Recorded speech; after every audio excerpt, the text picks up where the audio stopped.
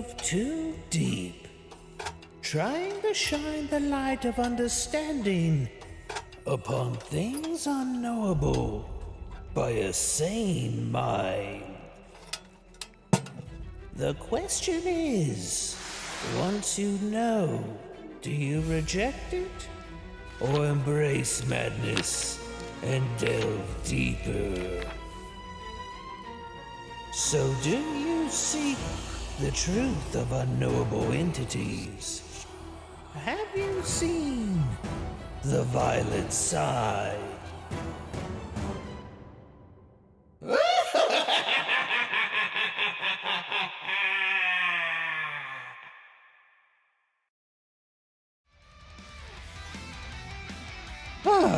I think I have everything set up.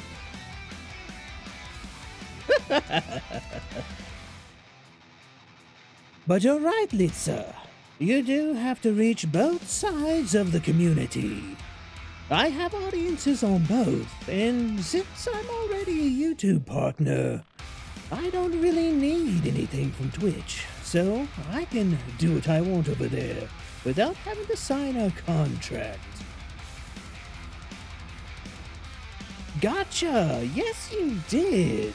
And I'm glad to have you here.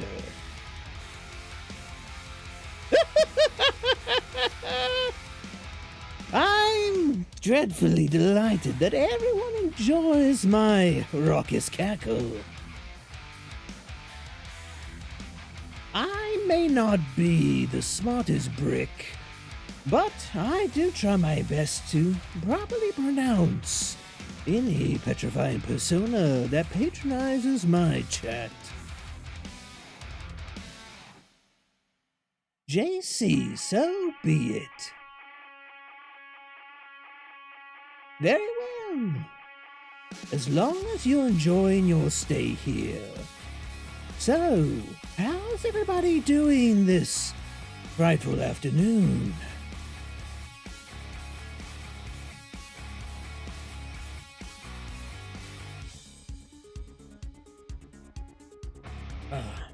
Give me 1 second. Have a sip of coffee.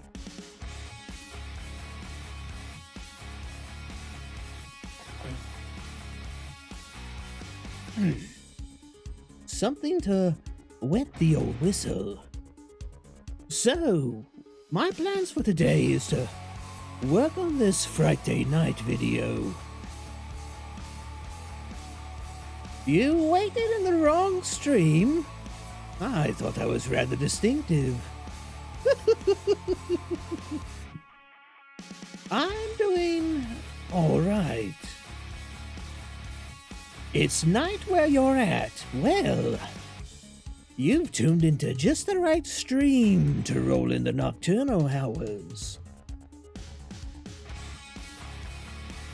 Knit, hello, and welcome to the Scream.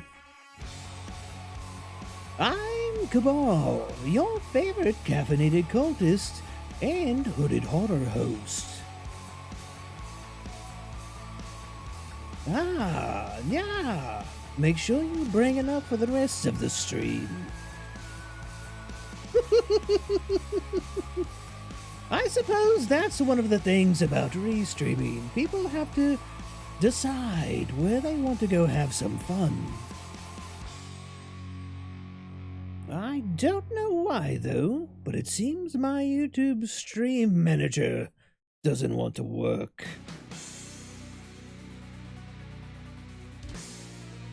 Of course, YouTube is the one that's going to give me trouble.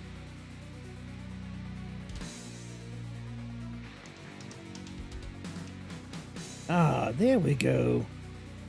I had to change things up a little bit.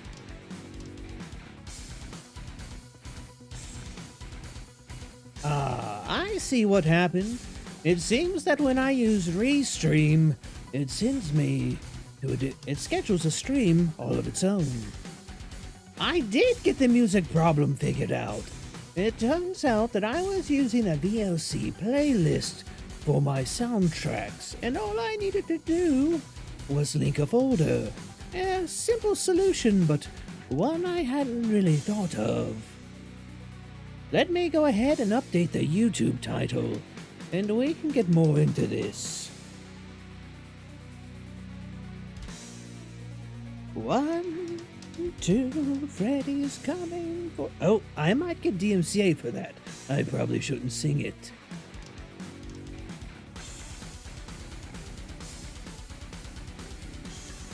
Let's see.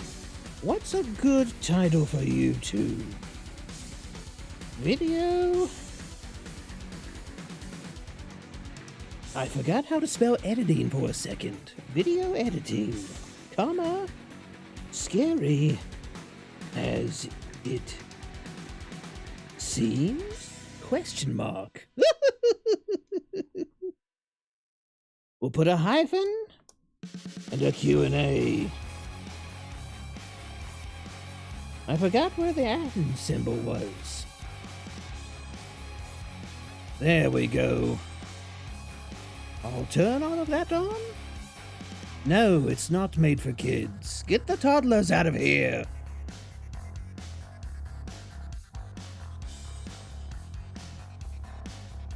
There we go. Now everything's working hunky-dory. I'm fairly new to restreaming, so just the in and outs does seem to confuse me a bit. Up until this point, I've only been a YouTuber.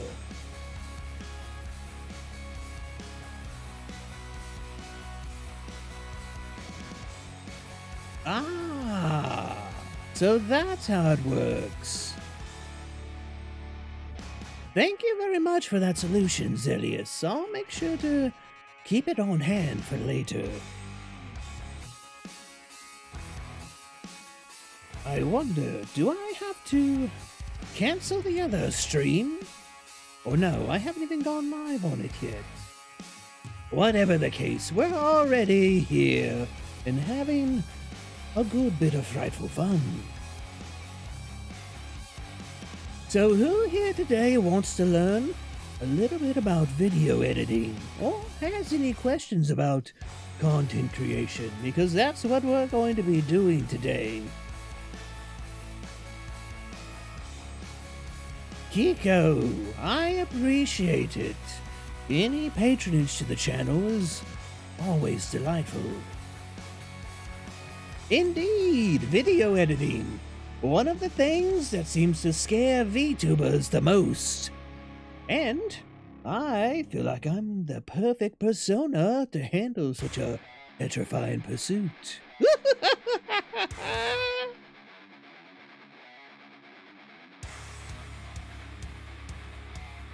Yes, it is a good thing that the music's working. Last time I felt like there was just a bit too much dead air.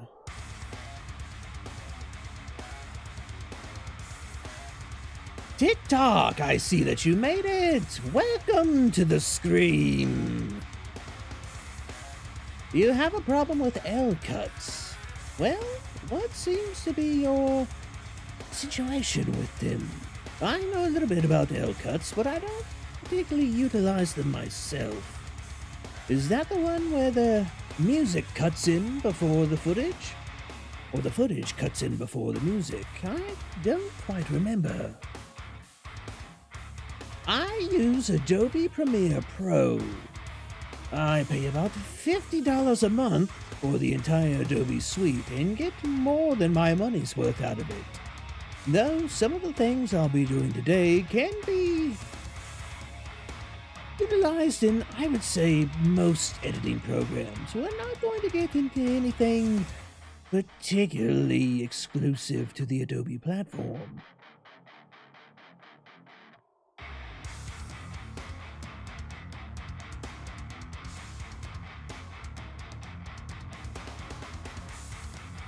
What is the emblem on the front cover of my book? You mean this little thing on my chest? That, dear viewer, is a eldritch rune of the gaming gods, a physical representation of their ideologies, if you would like to put it that way. Or as I like to call it, the violet side.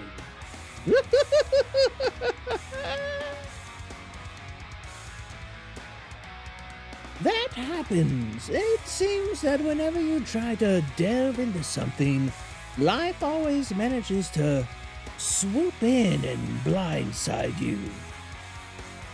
I'm actually going to turn this down just a tad. Let me know if it's down too far, or if my sound is not coming through too great. Any feedback is greatly appreciated. Do a Joker laugh. I feel like I do enough of those already. That's perfectly fine, Tick. I realize that most people aren't going to be all in about video editing, and not everybody is a content creator. But I figure having a peek behind the scenes is something that everybody can appreciate, just to see the kind of work and technical aspects that go into creating a video.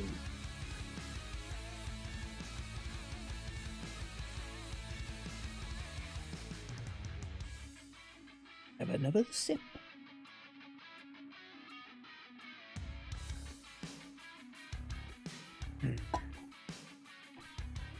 So, yes, as I said on Twitter, I'm working on another Friday Nights video. This one on the subject of the Ritual of the Three Kings. Is there a Church of Cabal? Well, you see, I tried to file for the Cult of the Violet Sign to be registered as a religious organization, but unfortunately, we were denied, so it looks like I still have to pay taxes. But I figure maybe one day we'll get there. Isn't that the goal, though? But as I was saying, yes, we're working on today on a video for another Friday night special. This time on the Ritual of the Three Kings. I've already got some of the footage recorded. I still need to record some other pieces, but I figure this is a good starting point, and I only have it loaded into Adobe Premiere, so we can go ahead and more or less start from scratch. No tax fraud here. I pay my taxes. I can't really serve the gaming gods and spread their message from an IRS cell, now can I?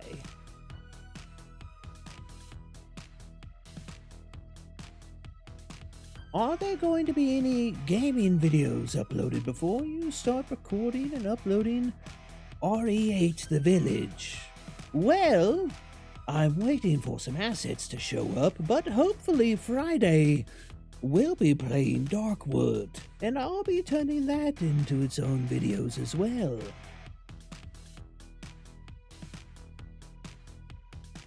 You think I need 10K followers to classify as a church?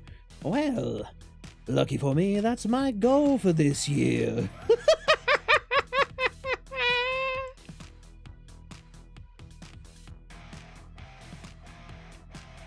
Your cloak colors are super hard to find.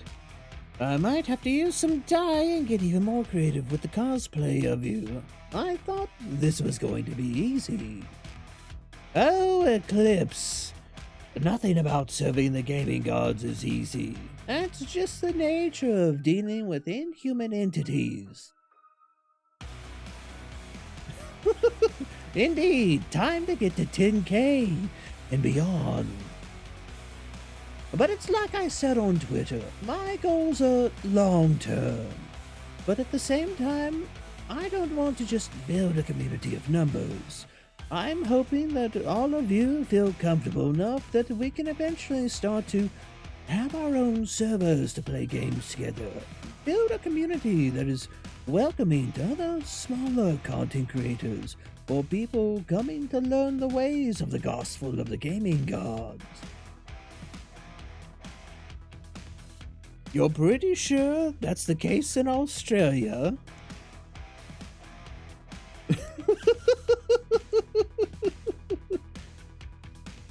Fun fact, the Joker is afraid of the IRS, and for good reason. Might be insane, but he's not stupid.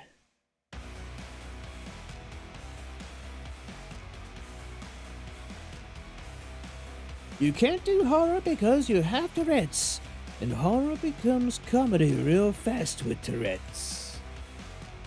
Ah! Horny Officer, thank you for following, and welcome to the Scream. I'm Cabal, your favorite frightening caffeinated cultist and hooded horror host. I deal mainly in the realms of horror content, but I also handle questions for new and aspiring content creators.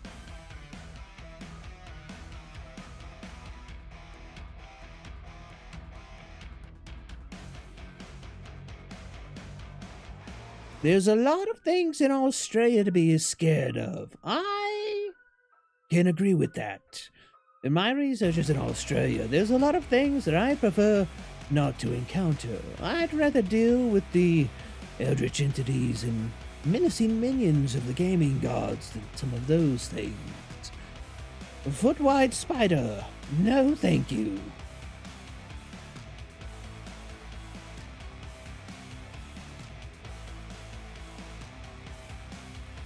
Well, there is such a thing as horror comedy, Litsa. You can always try and go that route. I do believe that as a VTuber, it's actually fairly hard to be quote-unquote scary. That's why I'm more campy horror-oriented. I want to evoke those feelings of Tales from the Crypt, Are You Afraid of the Dark? Things like that, because then I don't have to be scary enough myself, and frankly, if I was trying to be, would you watch? Or would you prefer my terribly charming self?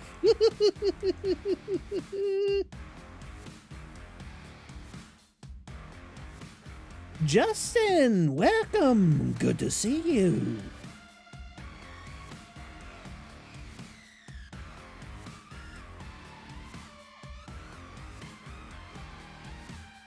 One question. You and Jester are good friends on the Void.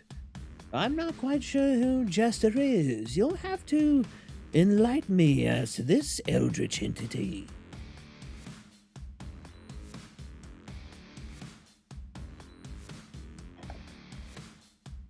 Anthony, hello and welcome to the Scream.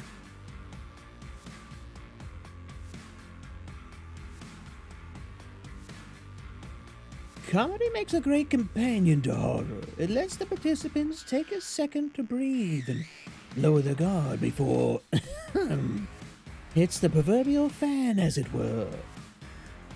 I have to agree, having been in the smaller scale horror industry for several years, it does go hand in hand. It's basically just another tool in your bag of tricks. If you can't make them afraid, make them laugh. And if they do laugh, well, it's like you said, they tend to lower their guard, and that's when you go in for the scare. I'm a silver-tongued one. I don't even remember if I still have a tongue. I think that might have mutated away eons ago. Eclipse, I'm glad that I can make your workday a bit less woeful. Mr. Jess. Ah! Mr. Jess! Yes! Mr. Jess and I have had a few encounters so far. I don't think we've particularly gotten to know each other well, but there's always time for that.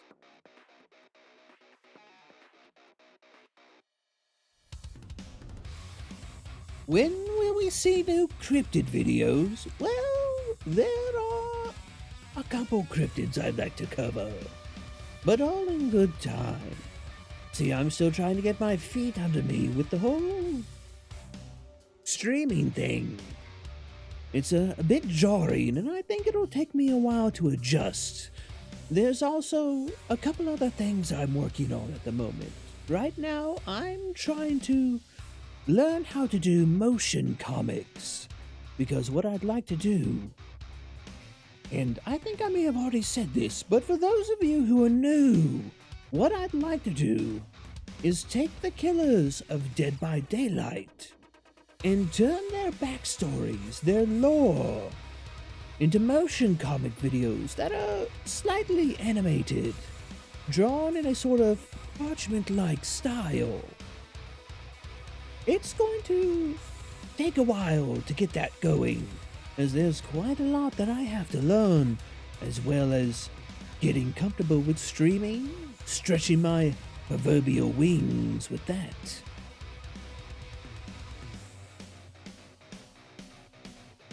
While you replace a toilet and a floor, it's pretty I bet it's pretty horrific.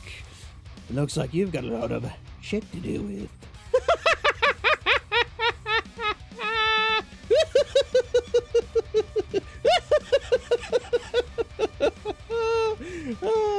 I crack me up sometimes.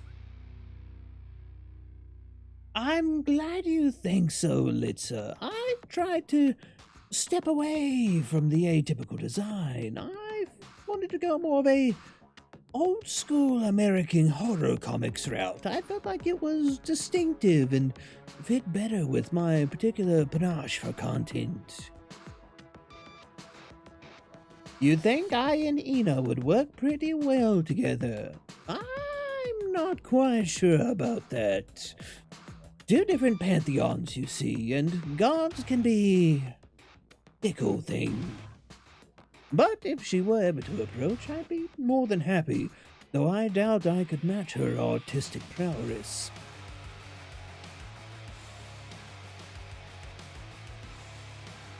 So you can make a buffet out of them. Hold on a second, don't eat the cryptids. They're hard enough to come across as is. You might even get in trouble for endangered species poaching. We wouldn't want that. We like you have been around here. How to make a basic horror movie scene. First, have character washing their face in bathroom sink. 2. Make the character look at the mirror and the killer is behind them. Ah, but what comes after that? Is that where you cut to black? Or do they whip around and the killer's not there, going for the classic fake out? There's so many different ways you can go with it.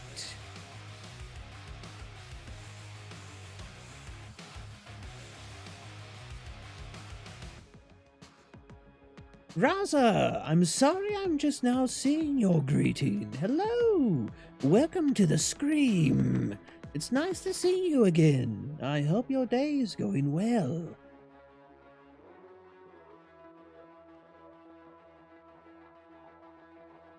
You think I and Nina would get along, huh?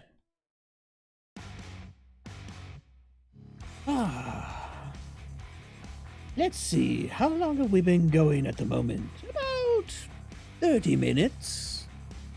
Does anybody have any questions about any other subjects on content creation or perhaps video editing, resources, or maybe even DMCA? If not, I think we might hop into, how I roll my R's?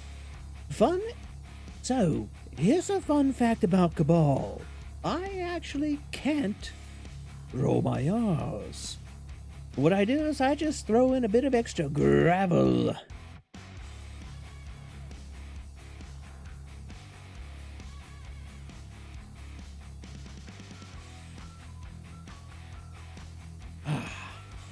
Good coffee. You know, I really should get a sip animation. Maybe that'll be something for 2.0.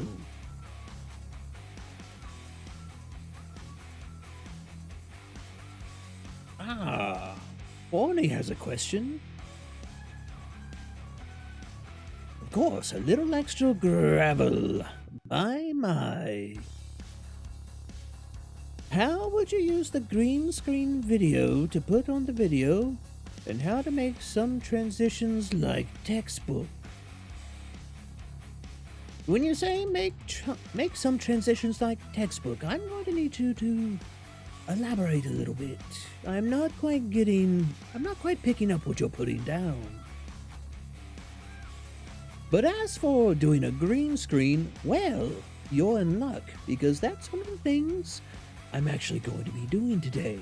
And even though it's in Adobe Premiere, it should be a process that applies to other no, the word isn't platforms, other programs as well.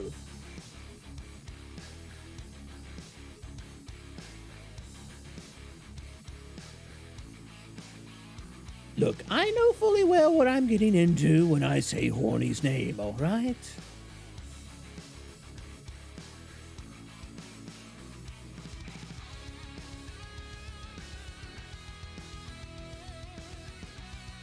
Like the video format is recorded, and then on the black background you put the video.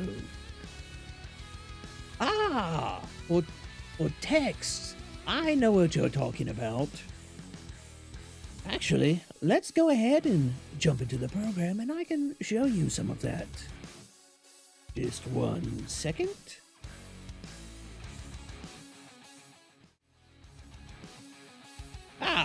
Here we go. Alright, so as you can see, I've already got Adobe Premiere pulled up, and I've got my footage into it. Thank you, hey! The transitions were actually made by a combination of efforts of myself and another VTuber called Latanya.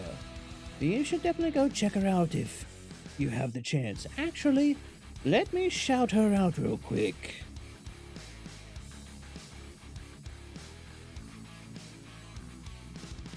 I just have to go on Twitter and find her. If I can spell her name right. Spelling isn't particularly my strong suit, as anybody who follows me on Twitter can probably guess. Here we go.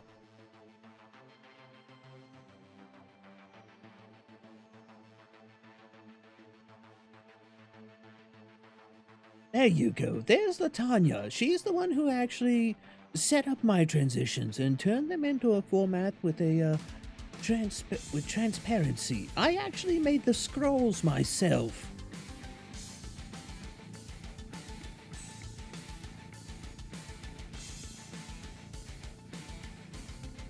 You're doing all of your own graphics, and it's not easy, so in case anyone here doesn't already know, respect the jobs. Indeed, the art isn't easy. A bit of an artist myself, I can definitely attest to the fact that all of this, these overlays, the transitions, everything, it's quite a hard bit of work. And hours can be spent on something that seems seemingly insignificant at times.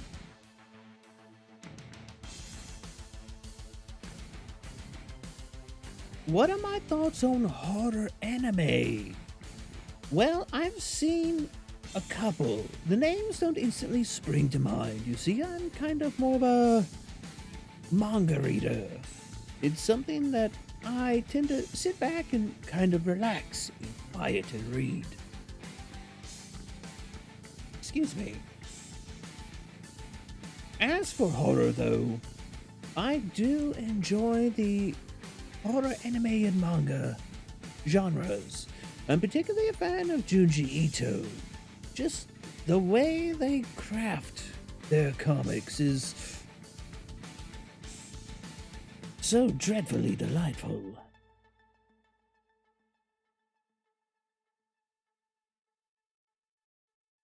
You have a hard time drawing hands and feet.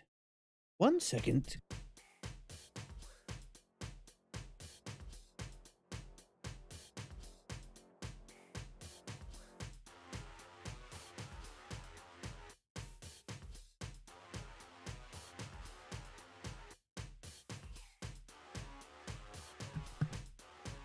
Alright, I'm back. I was just busy dying a little bit. Bin Bun, thank you for the follow. I greatly appreciate it. Welcome to the Scream.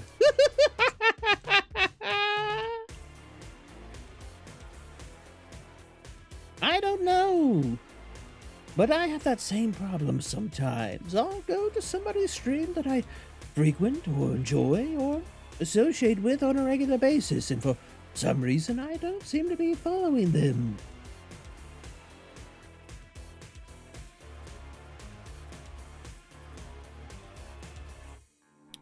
In regards to horror anime, you highly recommend... Is it Kagawane? I'm not particularly good at Japanese pronunciation. Sounded very different, but I think you'll enjoy it. I'll have to put that on my to-read list.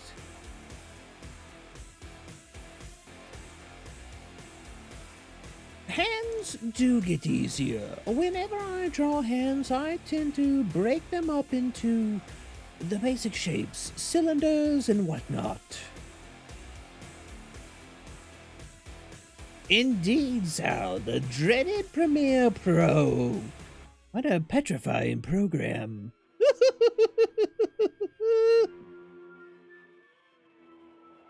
Head Shop of Horror is your favorite, Bun. Could you tell me a little bit about it? I don't think I've ever heard of it.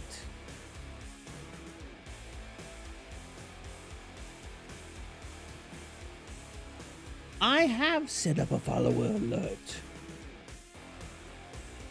Is it not registering?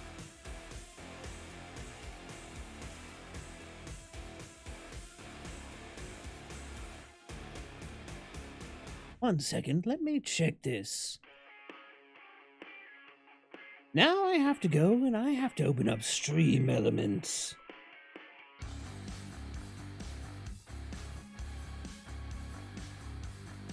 Ah, there it does seem to be working.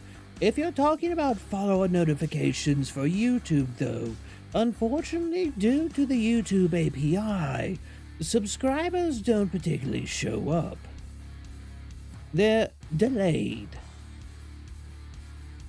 Alright, wonderful. That saves me the trouble of having to go and tinker with Stream Elements. Preferably later if I did have to.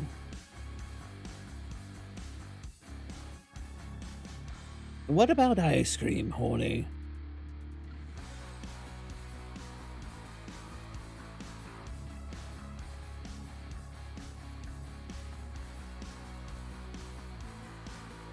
Of course, Pin knows how Horny.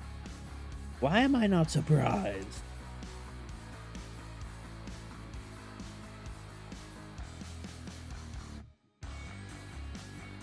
Anthology series about a guy who runs an exotic animal trading pet shop. You know what that reminds me of? That reminds me of... what was the name of the manga? I believe it was... Frankenfran? Is that right? Don't make me have to look this up.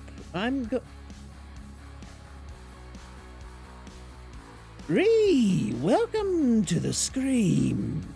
I hope you're having a dreadfully delightful day. We're going to be doing a little bit of video editing and also answering some questions about content creation. I'm Cabal, your favorite frightening caffeinated cultist and hooded horror host. I also deal in the realm of YouTube, video editing, and answering questions for new or aspiring content creators.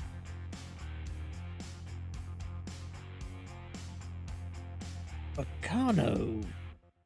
Why does that name seem familiar?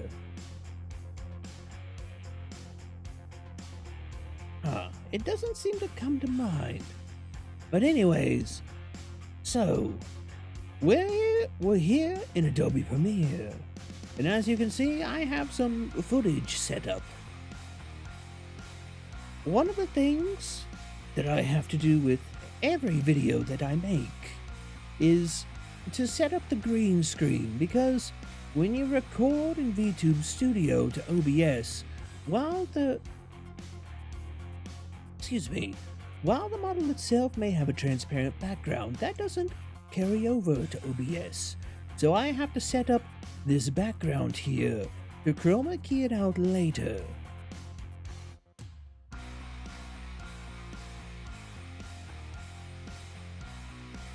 I'll go ahead and make that fit. It looks a little bit better. And who's that charming fellow on the screen? He's quite handsome.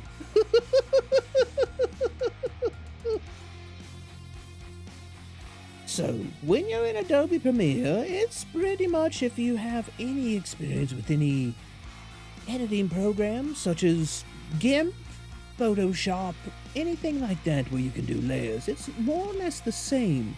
You're going to set your footage up in layers. How many reincarnation mangas have I seen? No comment. No comment. Look, I like isekai. I don't care if it's trash to most people. It's a particular niche for me, being somebody who's constantly reincarnated by the gaming gods after my follies and failures. Do I like carving pumpkins? Oh boy, do I have something for you. Actually, let me see if I can do this. I know I'm going off on a tangent, and I said that we were going to edit videos, but I kind of wanted to just chat for an hour before we did that.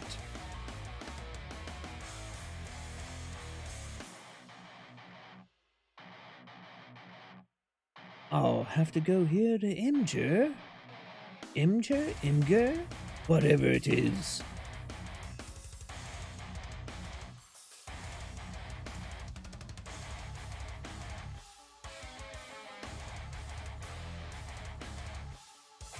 So, let me go in here, and where is my...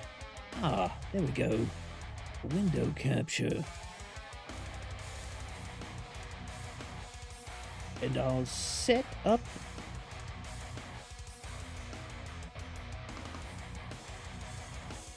I really should have multiple window captures going so I can do things like this. But of course I don't, because I'm incredibly inefficient. And I like to make things difficult for myself.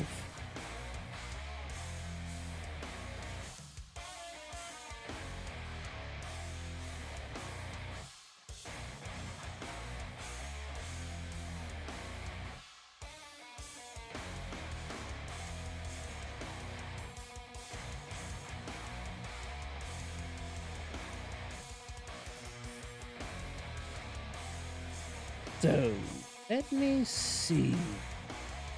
Do I have the right one? Yes, I do.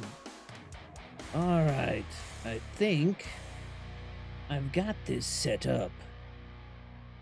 There we go. Ah! This is the jack-o'-lantern I made for last Halloween.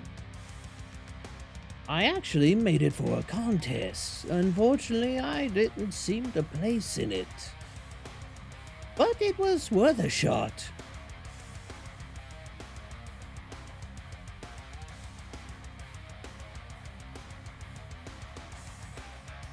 What do you think, chat?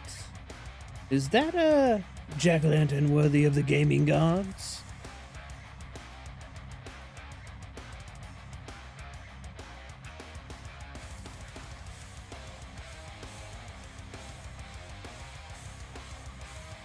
Unfortunately, no. No, I didn't place. But what I was trying to place for is something that hopefully I'll be able to get my ghoulish grabbers on here in May. An Alpha 1 key to the MMO Ashes of Creation. It's something I'm particularly anticipating.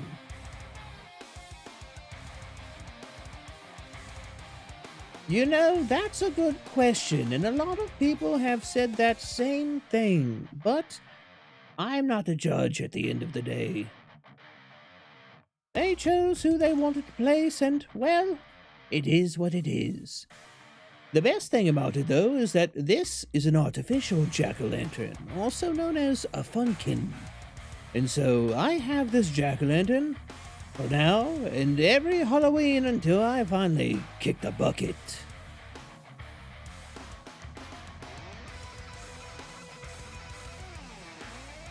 But anyways, getting back to...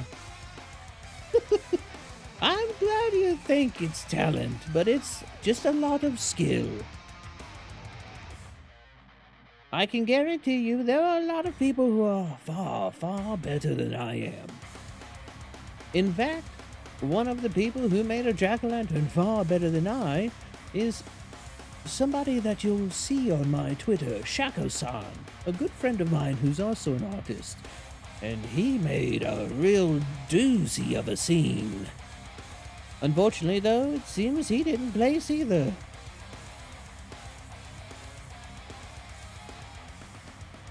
Talent is definitely a thing, Litza, but I view talent as this. It's just a head start in a marathon. Skill is the ability to actually win that race.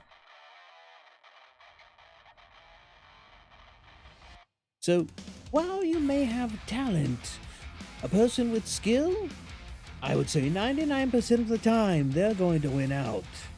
And that's speaking of somebody who does have a particular talent for drawing, but I've also honed it into a skill over years. It's a finicky subject. Let me go ahead and pop this back up. And there we go. So, like I was saying before, whenever I make a Friday night video, one of the things I have to do is, because the transparency from I'm not a Vroid. I do have a hood, but I'm not a Vroid. One of the things that I have to do with VTube Studio, since the transparency from it doesn't carry over when I record in OBS, is put in a background.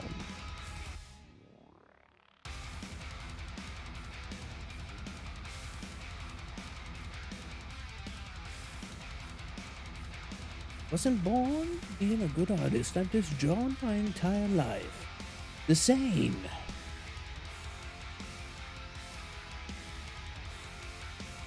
Look. Good morning, T. How are you doing? And yes, I did just call out hoodie VTubers, alright? I didn't mean to, but if we're gonna go that route, yes. At least make it like a decorative hoodie. Put a cool design on it.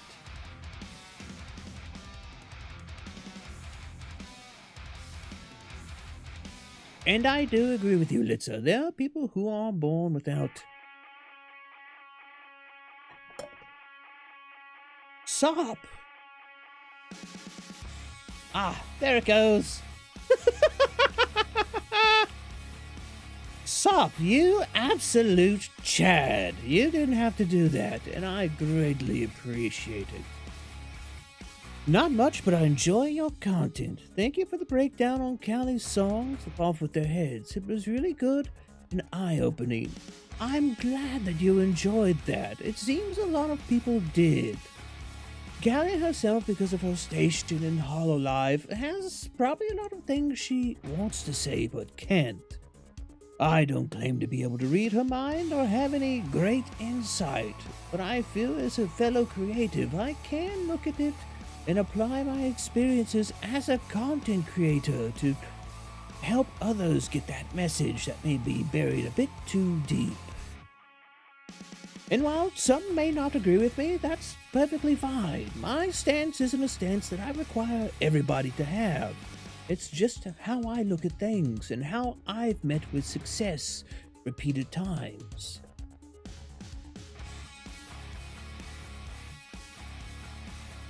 But really, it does mean a lot. Thank you for the €5.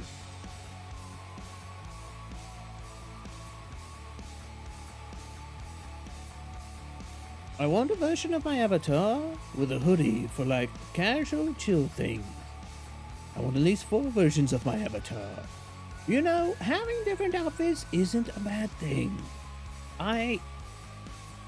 I know that Vroid is limited, and I know it's probably one of the cheapest options out there besides just going with a PNG. And I can't knock anybody for that. Just my particular taste is I like things a bit fancier.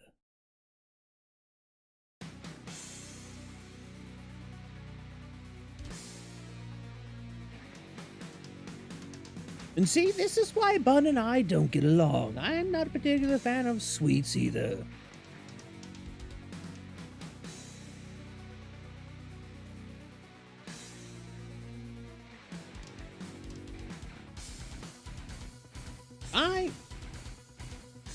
I agree with that, Nico. I've seen some wonderful, wonderful things done with Vroid, but I'd say that most people aren't possessed of the skill to do that quite yet. A lot of people are still learning. VTubing is for the masses, for the community that's kind of developing around it, is very, very new. Yes, we have individuals like Kizuna that are old school, very old hat, but they're appealing to the extremes. Most people, this is their first encounter with dealing with 3D avatars and using them for any sort of customization purpose. But you know what? I'm glad it's happening. I'm glad that there's people out there who are finding this medium and using it as a way to express themselves or stream because they were never comfortable showing their faces but still wanted that level of interaction.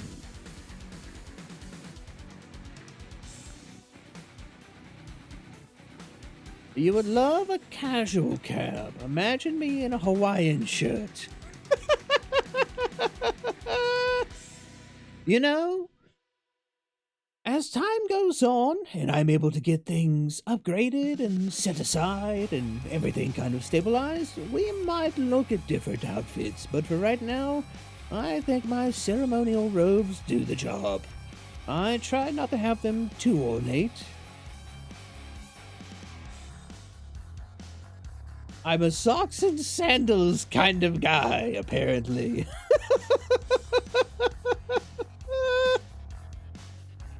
I'm glad I'm the dad cultist suddenly. As someone who has a decent following on a previous channel, it doesn't come as easy as people make it seem. People who say that certain people, the reason they are successful, don't truly understand content creation and how much time and effort has to go into it for even a little success. And even I never figured out how to manage all of that with my real life, which is why you quit the first time. You know, that's perfectly understandable. A lot of people, when they get into content creation, I feel like if they have realistic expectations, they don't really expect to succeed. I mean, we're not really prepared for that, are we? Are any of us? At the end of the day, if I was to suddenly have the following that Calliope does, would I be able to handle it? Would I be able to roll with the punches like she does? I highly doubt it. In fact, I'd certainly say that I wouldn't be able to. It does take time, and it does take a lot of effort. Unfortunately, a lot of that is behind the scenes, and folks don't get to see it. They only get to see the finished product. It's kind of like, I guess you say, smartphones.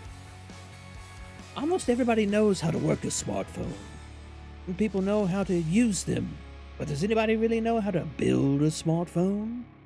Not a lot, I'd wager. And yes, don't blame other people for not being successful yourself.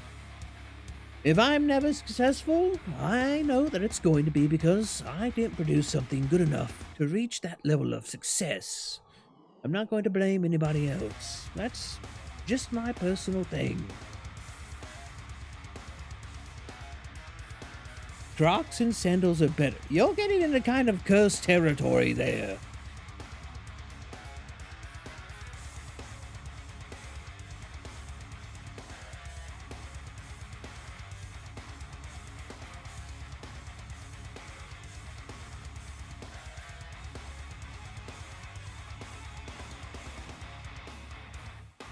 No, I would never want it as quick as any of the Hololive girls got it. Uh, that frightens even me. That's just a lot to deal with.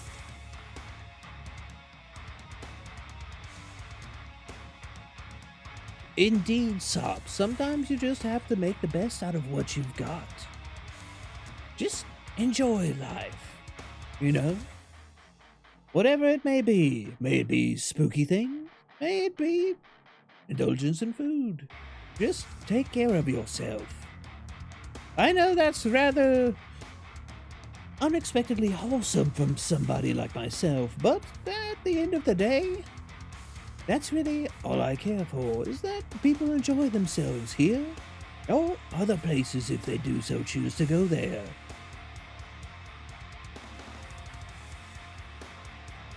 I agree. Make content because you like making content. Yeah, there are going to be some days that it sucks, because at the end of the day, when you make content, you're your own boss. And being your own boss, the pain in the ass.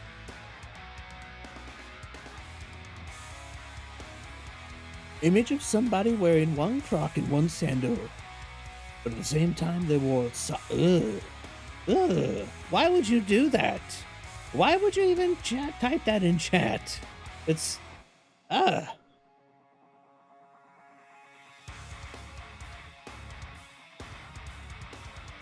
Have you seen Dad Vtuber?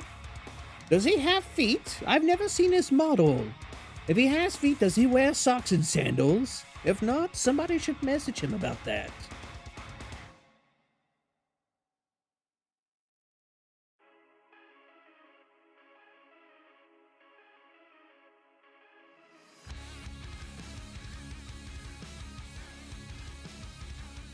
He made Dead Fantasy because he wanted it, and not because he wanted fame. Exactly. That's kind of the way I approach this. I don't make content because I want to be famous or want to make tons of money. I want to make content because there's a certain type of content I want to see, and I kind of don't see it. So why not make it myself? I figure if I want to see it, there's got to be somebody else and like the 7 billion plus people on this mudball that wants to see it as well.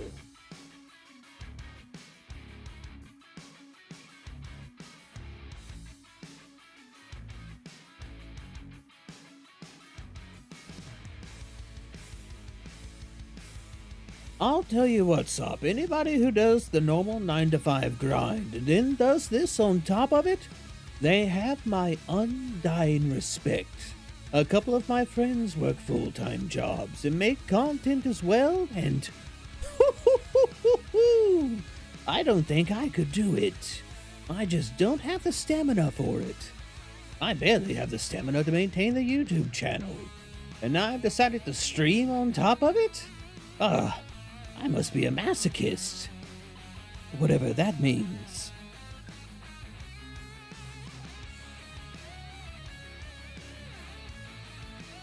Okay, here's a worse one. One Croc, one sandal, but on the Croc foot, you have a no-show sock, and the sandal oh, God. Why? Why has chat devolved into talks about sandals and Crocs and socks?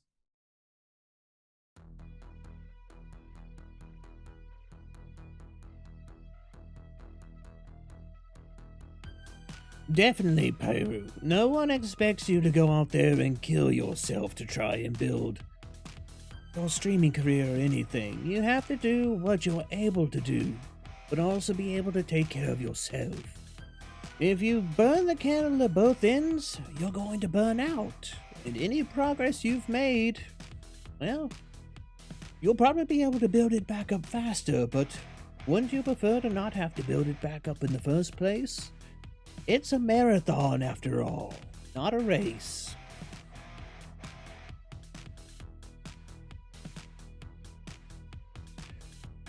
I can't tell you how to balance it, Raza. All that I can say is that it comes with experience, at least in my opinion. It's definitely something that, just like any other skill, you have to work at. And sometimes you have to be honest with yourself that some things are outside of your reach, at least for now. Nobody starts off being able to do everything perfectly, but if you can build yourself up to it one step at a time, every single step is a victory. You know, Gavino, as much as I complain about it, I'd rather chat be having fun talking about socks, Crocs, sandals, whatever. You can talk about feet for all I care. Because guess what? I don't have any. So I don't particularly have a problem with it.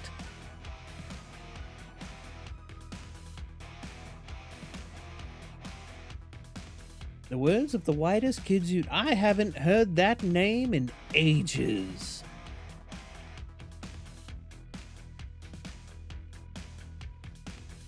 I would honestly say that if content creation is going to cost you your marriage or heart attack, it's probably not worth it. There are easier ways to make content than throwing yourself at the screen and just burning yourself out. It's just a matter of learning them, figuring out what comes easy to you but is still enjoyable. For me, it's creepypastas. I can read a creepypasta relatively simply. But it's easy for me to make it entertaining, and people seem to enjoy it. It's the same with all of my other spooky videos. I already go out and I look for scary content online, so I know where to find it. I'm a theatric individual, so I know how to make it enjoyable. It comes naturally to me. So, it's something that's, 1, easy for me to do, 2, comes naturally and doesn't take a lot of effort on my part. Of course, the video editing, that's a different matter, but I'll tell you right now, working at it in this past, almost a year now, I've gotten much faster. If it wasn't for these damnable head goblins that keep distracting me, I could honestly sit down and edit a video in a day.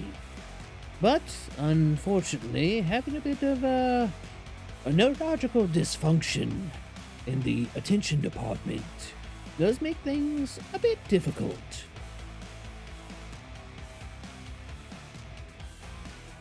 Feet are none, only tentacles. In fact, for anybody that hasn't seen... Oop, wrong button. There you go. There are your feet, quote unquote.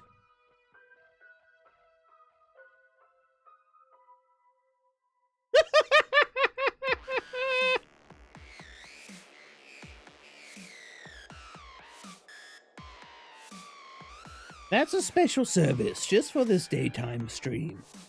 Speaking of which, I wanted to ask all of you, streams like this in the afternoons, I know they're not particularly popular for some, but I'm planning on doing them maybe a little bit earlier than what this one started. For a couple reasons, and I wanted to get the community's feedback on it. We have to make custom tentacle Crocs. Will that even work?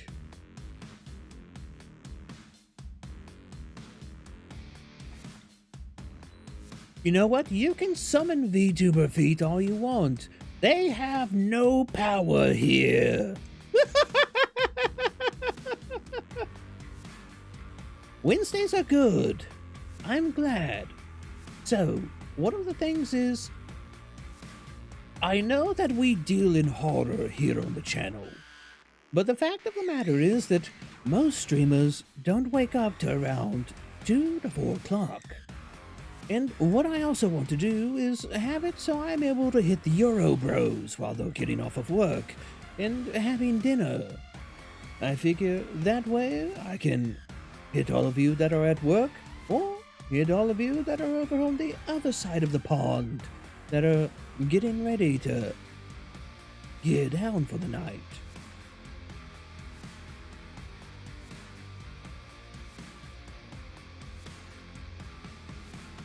If you search Dad Vtuber on...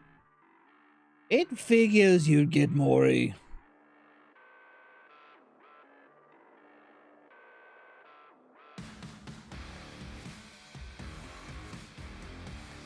You tend to really enjoy day streams. Midday is good. That'd be 4 hours earlier with the Euros. I enjoy a good stream during the day. Also like, same.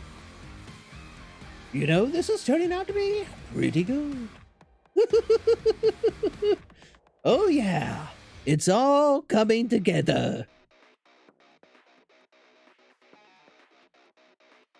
You know, she read that, and then I instantly went and read it myself, and that is a magnificent piece of manga work.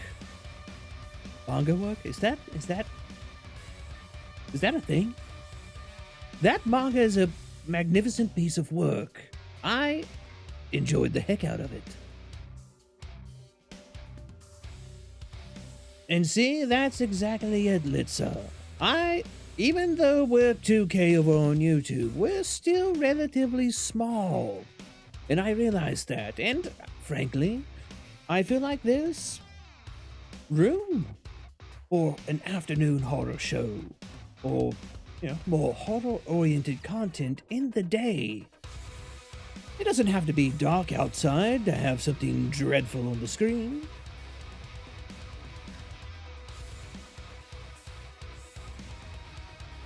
Yeah, welcome to the Scream. I hope you're having a wonderful afternoon, evening, or morning, wherever you're at. Daytime horror, exactly the type of content you crave. Perfect.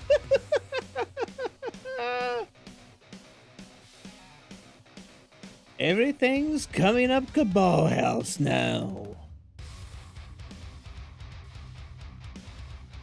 This is usually the time you're busy, so a few hours earlier would be perfect. Wonderful. It's midnight for you, Tick. Well, I hope you don't have anything planned for tomorrow, or if you do, that it's later in the day so you can get a good amount of sleep. It's approaching noon where you're at. Definitely deserve to have, you know, I probably could have more than 2K subs, but when that Cali video blew up, I put that message and pinned it, because at the end of the day, I don't particularly care about having a lot of subs. What I want here on the channel is to build a community of individuals that we all get along, we have fun, we like to indulge in the darker side of things. Because excuse me, because at the end of the day, one of the things I want to do is just build a community. I plan to have community nights where we can all play together, where we can have private servers for things such as Minecraft or 7 Days to Die, or maybe even Ark, all with, of course, a more horror theme to them, but something that we can all share. Something where we can get together and create our own experiences. Or, since I plan to cover Ashes of Creation, maybe even have a guild in that MMO. Just a way we can all carouse together and cause a bit of chaos.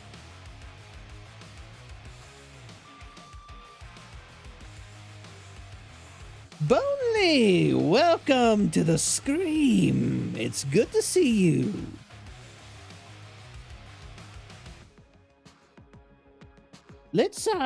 Don't lose your glasses. Nothing to get super excited about. Have I dabbled in 7 Days to Die mods? Well, I'm particularly a fan of Darkness Fall.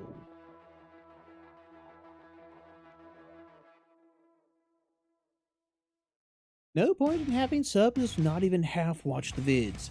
Exactly. But the thing is, I'm not going to guilt anyone into watching vids. If people want to watch something, watch it. If it's not to your interest, don't watch it. And that's part of the reason I put that message, was because I don't want anybody to feel like they're obligated. Moral, welcome to the Scream. It's good to see you. Why can't you put them in the same place where you take them off? You know, that's a question I tend to ask myself very frequently.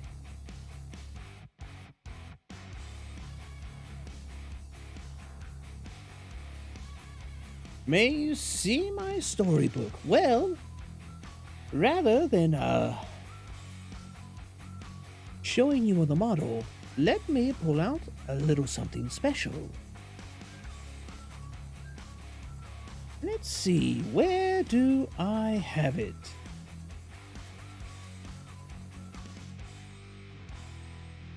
It's here somewhere. Actually, you know what? Eclipse, I'll send it to you in a Twitter. I'll send it to you in a Twitter DM. Just send me a message now so I'm reminded, and I'll shoot it out to you after the stream.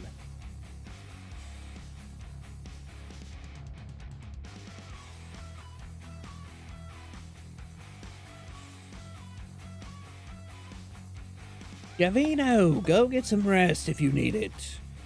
I appreciate you showing up, and I hope you had a good time while you were here. The VOD will be up here on YouTube, and I'll make sure that this one's on Twitch as well this time, because I actually turned VODs on again.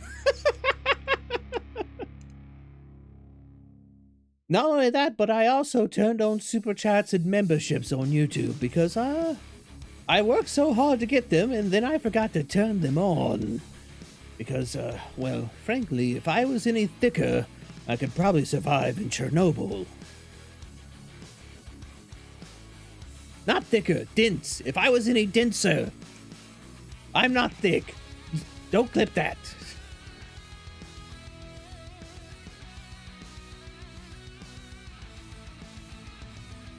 Gee, no, don't you dare.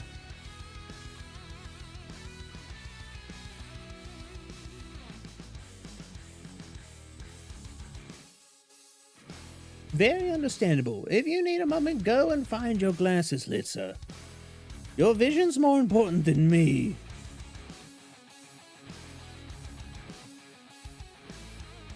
Yes, Martin, I finally have the membership set up. I'm working on getting the Discord set up so everybody can have their roles whenever they have a membership as well. And basically, you'll have access to the same areas that patrons will.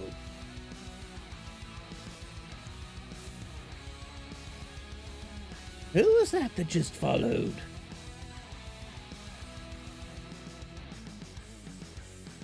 Now I have to go look that up.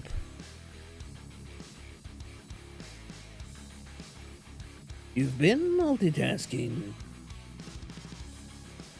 You're sure an Eldritch Horror would survive in an irradiated disaster zone? Is this usual on my streams? You're gonna have to be a bit more specific, Horny, because this is only the second stream. I don't think we've really established a, norm yet. But then again, I'm a cultist of Eldritch Gods. What really is normal?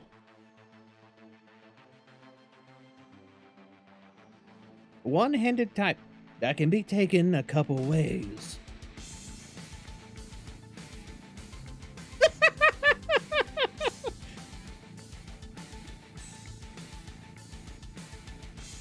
Sapna, thank you for following on Twitch. I greatly appreciate your petrifying patronage.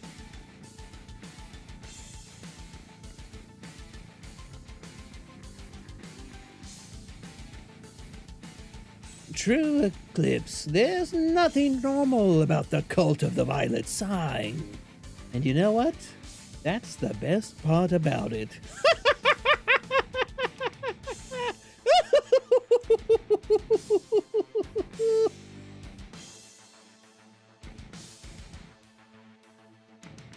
Being normal is weird, but being weird is normal. And I agree with you, hey. Normal is pretty boring.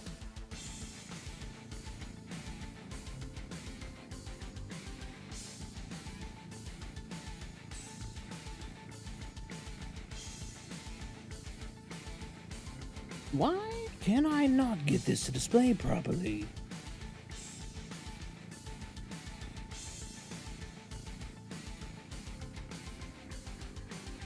Star-Lord, welcome! Thank you for the follow. I hope you're having a wonderful day, evening, or even morning.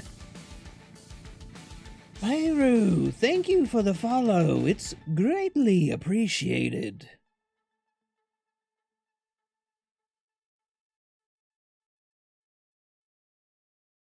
Is that an Alfhilde Odin's daughter from Twitch.tv patroning my channel? I'm just kidding. I won't tease you too much, Alfie. I hope you're having a dreadfully delightful day.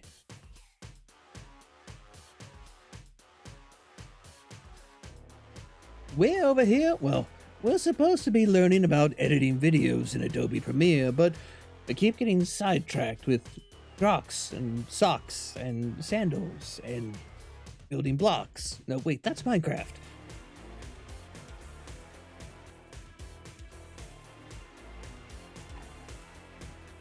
So, no, Tick, you didn't.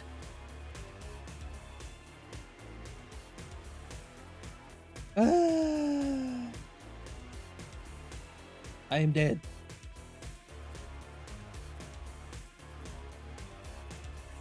Arch Victim, thank you for following, and welcome to the Scream. I hope you're having a wonderful day, evening, or even morning.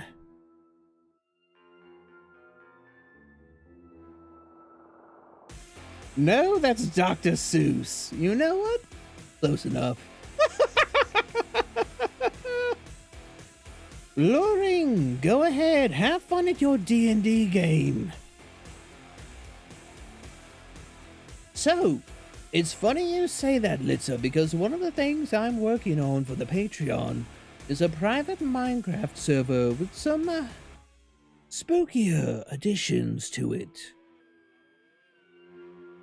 And one of my plans is when we have community nights is to actually go on and do base tours or even small little events. I'll warn you though, I do like my Minecraft a bit punishing. Sup, thank you for the €2. I need to go to work. Have a great stream. Of course, and thank you for coming. It's greatly appreciated that you've spent some time with us, and I'll look forward to you attending another stream or seeing you in the comments.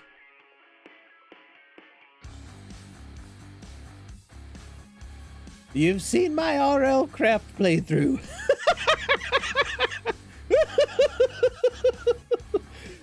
That really is a lesson in self-punishment. But you know what? I had a good time with it. I'm wanting to do something similar later down the road, but a bit more cinematic.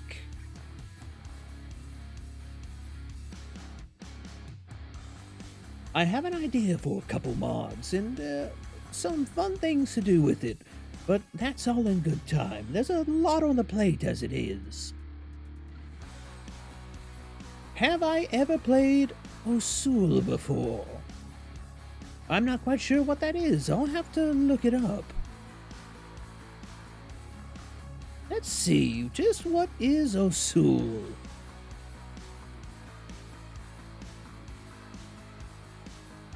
Osul game. Google Foo, don't fail me now. Oh, Osu. A rhythm game. Well, I hate to tell you, but no, if it's a rhythm game, I probably haven't played it. I've got 2 left tentacles when it comes to rhythm.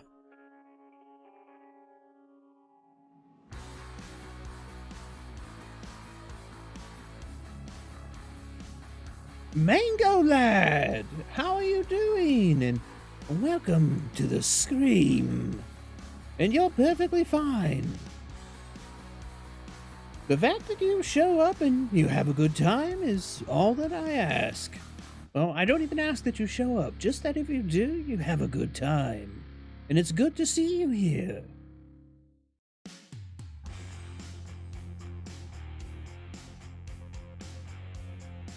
Are we talking short films when I say cinematic? So, one of the reasons I got into YouTube is about I don't know if they're at 2 million subscribers yet, but it's a channel called Neebs Gaming, and they have an editor called AdaHop, and watching AdaHop edit Minecraft videos with the assistance of a particular mod called Replay Mod and make them into cinematic adventures is something that really hit a chord with me. So when I say cinematic, I mean more cinematic shots, zoom out, pans, things like that, more third-person views instead of just being stuck in a first person all the time. It would take probably a person that's on camera duty in spectator mode, but I think it would be something that's, well, the words kind of fail me because I would just like it that much.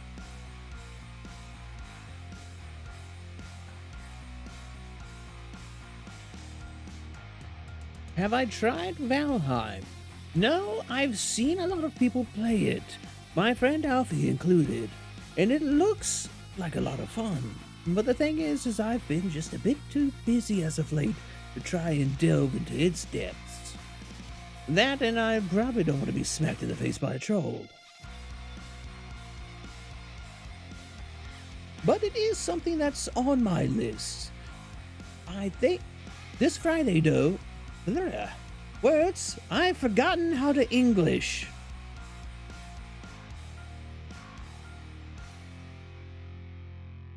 Mango, thank you for following. I greatly appreciate it. I've heard of Yuppie Psycho, and I have to say, what I've seen of it looks wonderful. I've not tried playing it yet, but after making our way through Darkwood, which I hope to start playing this Friday, I might have to give it a try if everybody has a taste for it. Yes, English. Or is it more along the lines of Eldritch?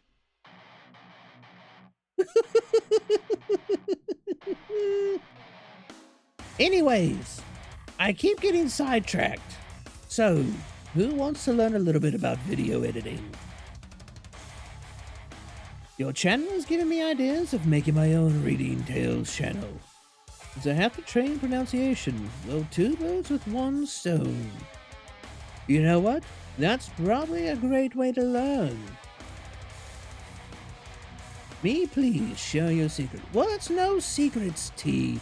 It's just a lot of repetitive motions, to be honest.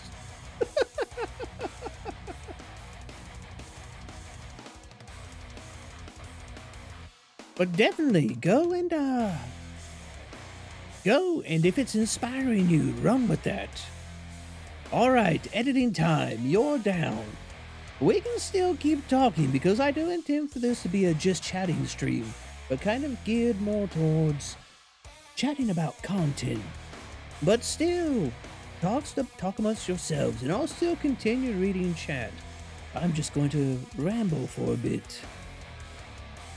So excuse me if I miss something. So basically, with Adobe Premiere,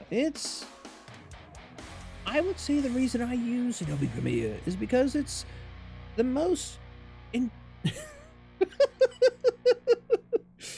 Do we get editing in English? Even better.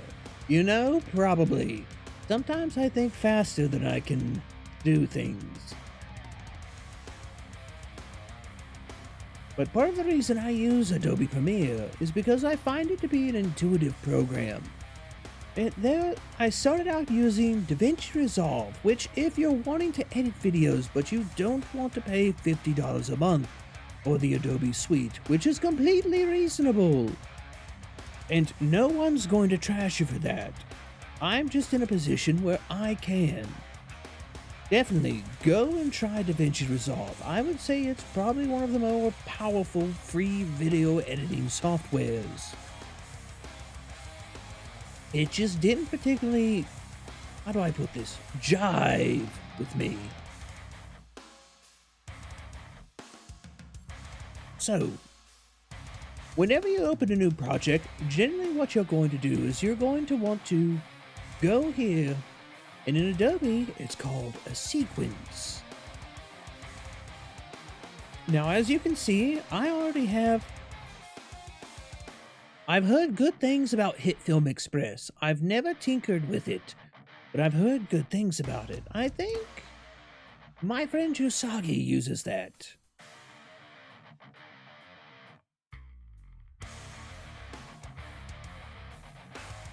Heard horror stories, not the good time of people who tried to cancel their Adobe subs and it cost them hundreds of dollars. Huh. Is that recent? Because at one point in time I did cancel mine. It was fairly simple. I'll have to look more into that. Interesting. But if you record your footage in a, how do I say this? In a different ratio, or if you want to do something like YouTube Shorts, the first thing you're going to have to do, if you're using Adobe Premiere, is you're going to have to go here to sequence. Now, normally it'll have you, or is it here? 1 second, I have no idea what I'm doing. Edit. No, it should be sequence. Regardless, you'll be setting up a sequence. And basically when you set up a sequence, you'll get... It's not capturing that window. I may have to do this. I really don't want to.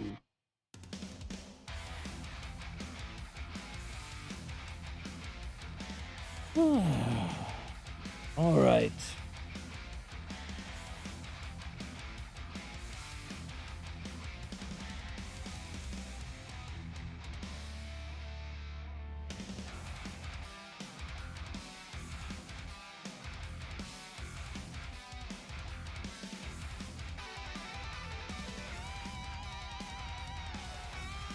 Alright, I think...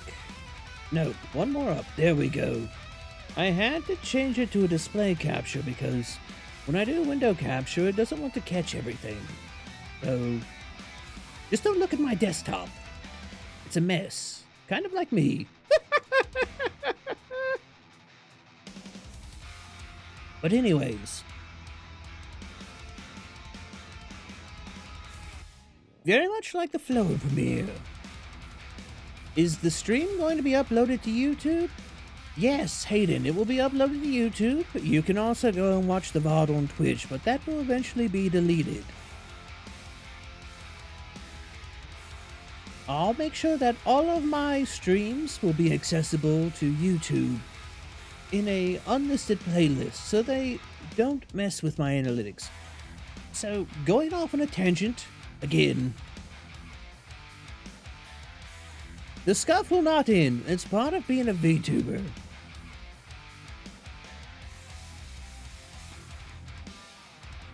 If you use Photoshop, I recommend Affinity Photo. It's very similar. Or you can use GIMP. I use GIMP for my thumbnails. When I draw, I use Clip Studio Paint. But for thumbnails and things like that, I do use GIMP. I have Photoshop. I rarely use it. It's definitely a beast unto itself, and I feel like it's one of the more difficult programs to kind of get a hang of in the Adobe suite. Hero, you're fine. I've actually just been yammering on for about an hour and 30 minutes at this point. We haven't even really started editing anything yet. But feel free to jump in and talk about what you want. Indeed, I embrace the scuff. I am the scuff. I am an avatar of the scuff. The scuff is me, and I am the scuff. Maybe I should be a cultist of the scuff gods. A career change might be in order.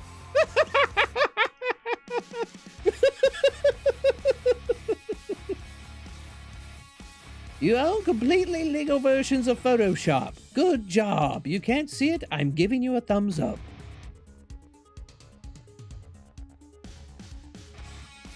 Wait a second.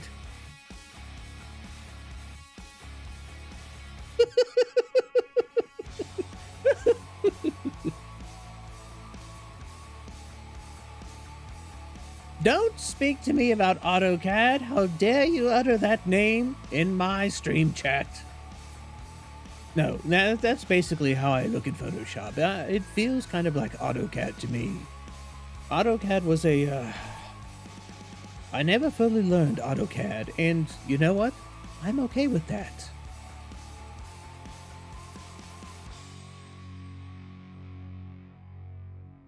No AutoCAD. Bjorn, don't start.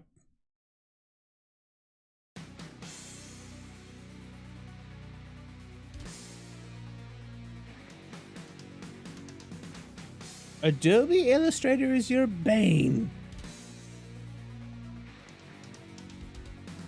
Bjorn, no. I love that song and I want to stream it, but that's DMCA bait.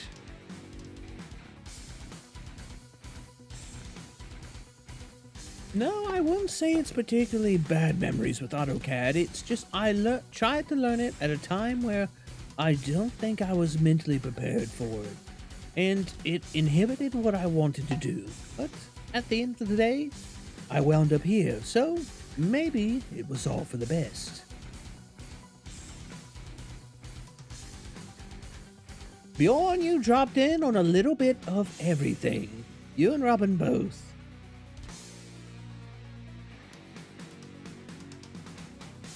So, that's actually a good question, Ghoul. My preferred settings are probably a little bit different because if I remember correctly, I think YouTube gives partners preferential settings on their video quality. But one of the things that you can do... excuse me. So, one of the things that YouTube does is it will take larger videos and it will... What's the word I'm looking for? It's not just increase the resolution. They will encode it. And what the encoding does is at certain points it will drop the quality. Now, that's for your regular... what's the quality I'm looking for? Where's my export setting? Export. Media? Is that right? Compress! That's what it is. It compresses it. Words. Anyways, so this is what I normally export at. I export at a custom setting that I've put together myself. I do a two-pass 1080 Full HD, and I format it in H.264. But what you can do to circumvent the compression on YouTube videos is you can render your videos in, what is it? The poppy noises. What's the format for 4K? It's actually, you know what? We're going to go look this up.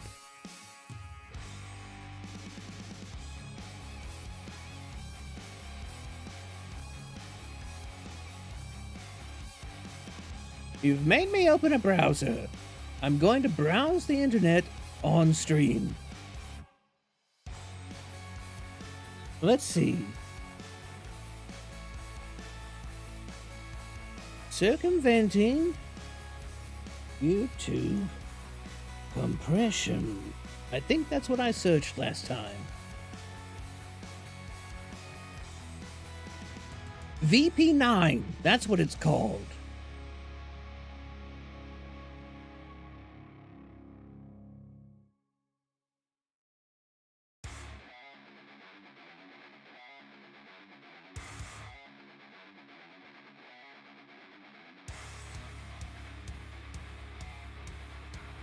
Here we go.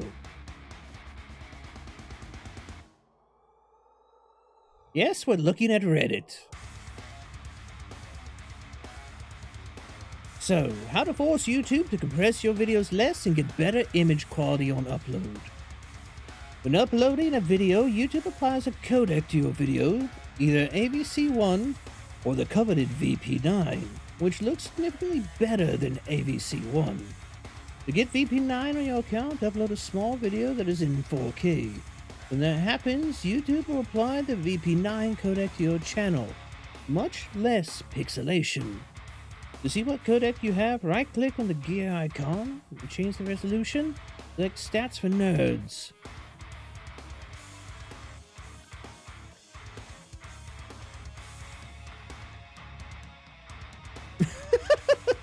I guess, yes, it has become a just chatting stream. And actually, that's what it's supposed to be anyways.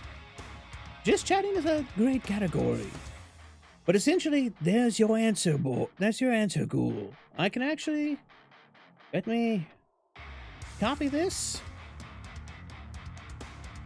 No, you're perfectly fine. That's what this whole stream is about, is people asking about content creation, asking about editing videos, YouTube, etc., things like that. It's something I truly enjoy talking about and sharing my experience with other individuals. Because, well, it's knowledge a lot of people need to know. And it can really set your content apart from other people who are just getting started. I spent about, I'd say, 3 months learning everything I could before I ever started making YouTube videos. And there we go. There's the link to that thread. So you can go ahead and you can bookmark it if you want. But essentially, yes, that's how you can trick YouTube into giving your videos a better resolution. Because I ran into that problem with my 7 Days to Die videos. There were some points where it would become extremely compressed and just kind of look like hot trash.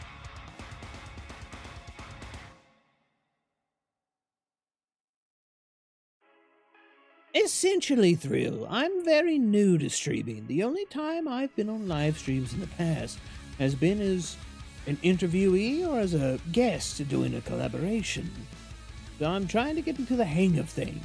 And, well, my personal policy is that chat is my #1 objective. You're here to communicate, and I'm here to communicate with you. If we do play a game, it's secondary to me, in my opinion. Because, like I said before, I don't know if you were here for it or not, but I'm looking to build a community of individuals who get to know each other. We spend some time with each other, and eventually play games with each other, once everything's set up and running a bit more smoothly.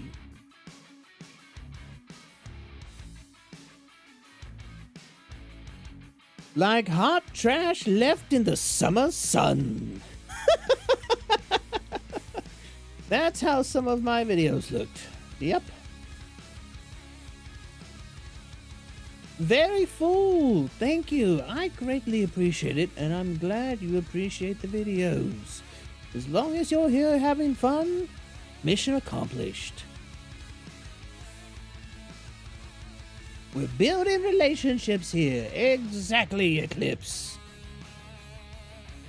Speaking of which, do you have a moment in your time to talk about the eldritch gods of gaming and how you too can bring in an unending age of darkness, madness, and memes?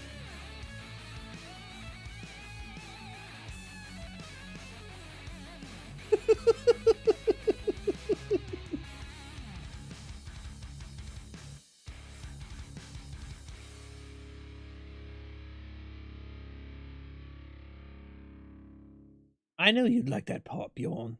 Gaming, I think the last time I did that was last Thursday, and strangely, I'm not missing it.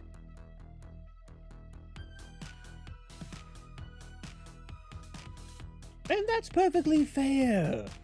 Gaming isn't for everybody. For some, it is relaxation. For others, it's something to keep them distracted. excuse me, something to keep them busy even. My whole point with gaming isn't to build a gaming-obsessed brand, but just use it as a medium for myself and the community to connect over.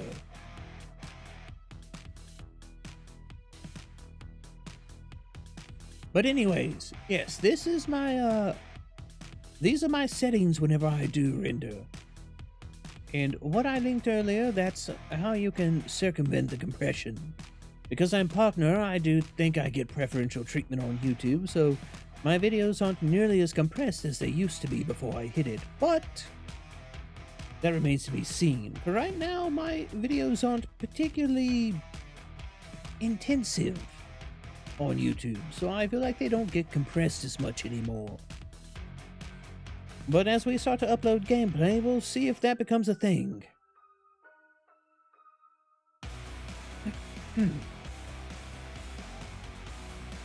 Now, one of the things I wanted to touch on, and I was touching on before, but then I got distracted, because, yeah, that happens, was this, sequence settings.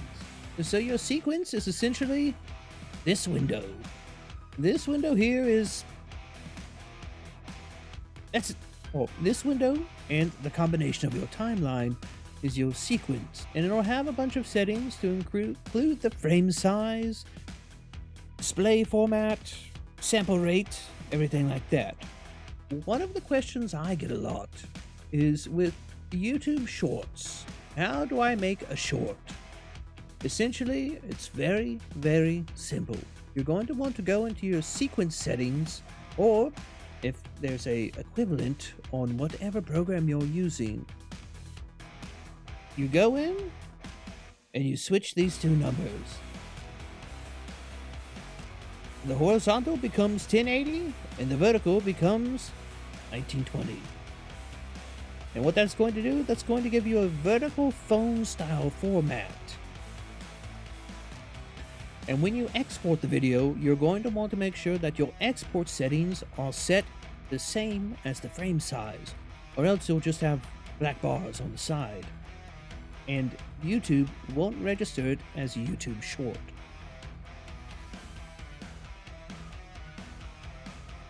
Exactly, Zelius, you nailed it. But it's something that a lot of people seem to have trouble with, so I figured I'd go ahead and I'd touch on it. You do that, set the frame size so you have the vertical format, put the hashtag shorts, and you have a YouTube short. And they're great for growth.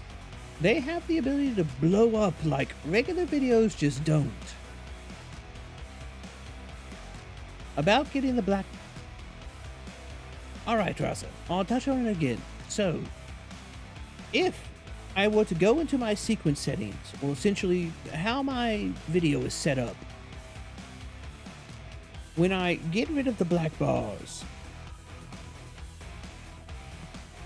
excuse me, I'm going to want to set the same frame size to vertical format.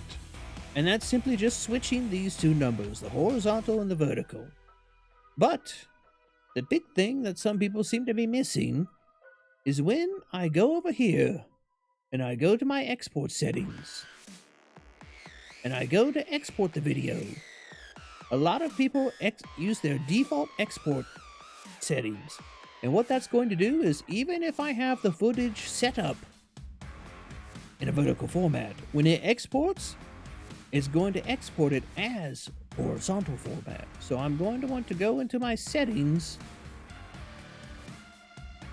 like right here, my basic video settings, and I would switch these two numbers so it matches up and gives me that vertical format. And then I export it. So that way it's built in a vertical format, and it's exported in a vertical format.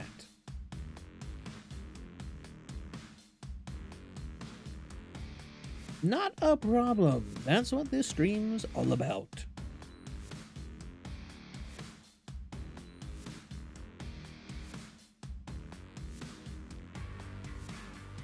I've been watching your 7 Days to Die videos. Looking forward to when you go live with those, though. Watch out for the Let's Play curse.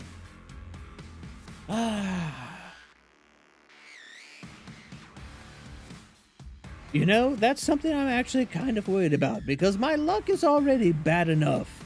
And you probably know that because you've been watching the series.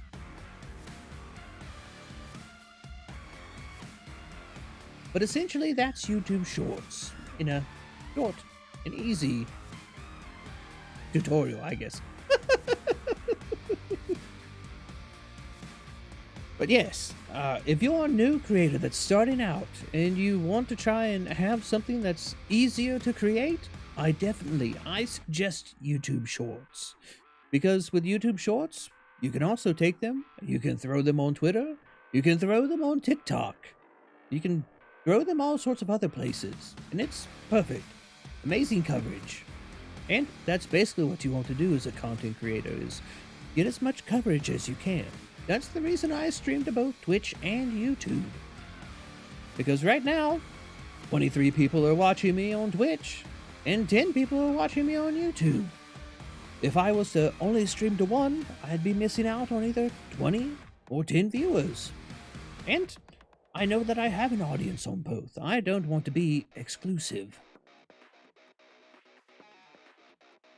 The Let's Play curse? It's essentially, think of Murphy's Law. Anything that can go wrong will, except for live streamers.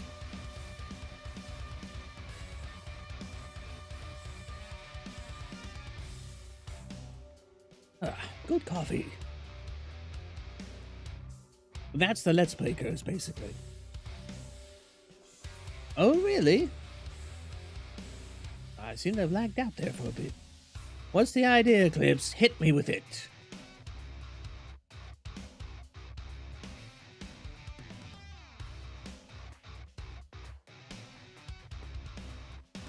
Welcome back, Sop. I'm glad you're having an easier day. I hope it doesn't impact you financially, though.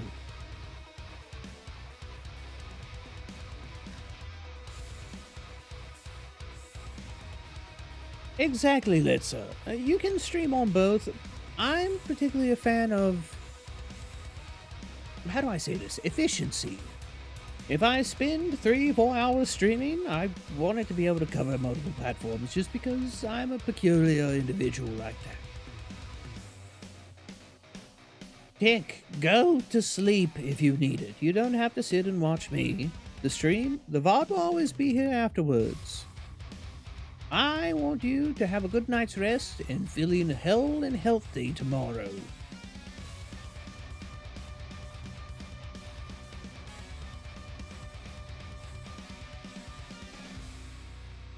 Ah, that's an excellent eclipse. I completely forgot about Instagram. YouTube Shorts are good for TikTok. Oh, YouTube, of course, because it's YouTube Shorts. But the format is also good for Instagram as well. Ah, well, that's unfortunate, Sop. I hope it gets easier for you. Yes, Ghoul can attest to shorts. Didn't you have a short that blew up to like 50,000 likes? Or something like that. Basically, the man put out a short and it blew up bigger than my Cali video ever did. You have no idea how happy I was to see that.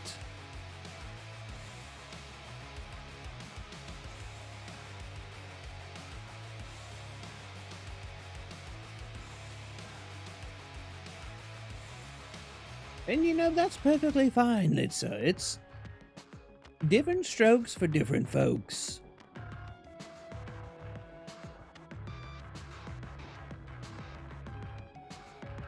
Sometimes, but as long as you're not burning the candle at both ends, Sop. Kinda convenient for me too. Twitch's chat system is more convenient for me. While YouTube, what's on my TV can stream. It just went back inside. I'm now actually watching on both sites.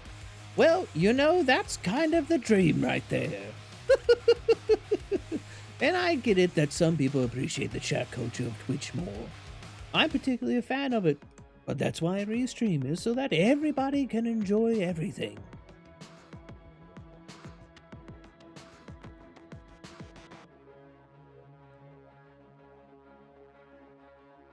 Is that the Let's Play curse? I thought it was something akin to Murphy's Law. It seems that, I'm not quite as informed as I thought I was.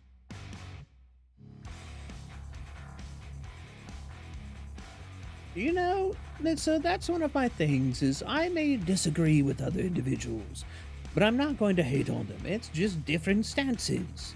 It is what it is. And my personal opinions align very heavily with Callie. I'm a workaholic myself. I will, unfortunately, against my own advice, burn the candle at both ends most times and wear myself out because I have goals. And those goals give me purpose.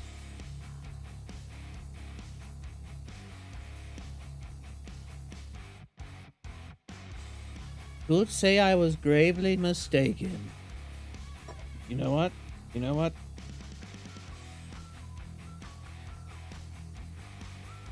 I hate you for that, Bjorn.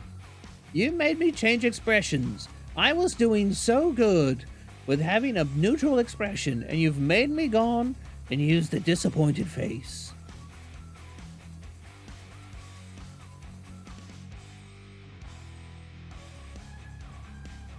You know, Lisa, that's one of the things, though, is that if you're not realistic, you're setting yourself up for disappointment. And I've seen that happen more times than I care to. A lot of the individuals that were around when I started creating content on YouTube have uploaded less and less frequently until their channels are basically dead. And even since joining the Vtuber community, I've seen the same thing happen. And honestly, it breaks my heart. I don't want to see anybody get burned out on content creation. And yes, some people may not like me because I say that some goals are unrealistic, but at the end of the day, it's because I want them to stick around. I want them to be able to look back years from now and say, wow, I can't believe I started so low down and I've climbed so far.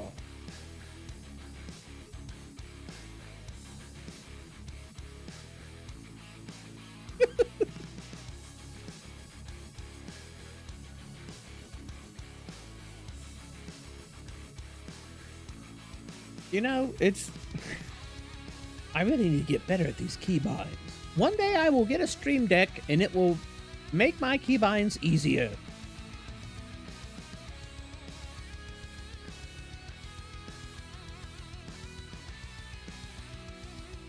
You know, okay, that's a pretty good question, Fool.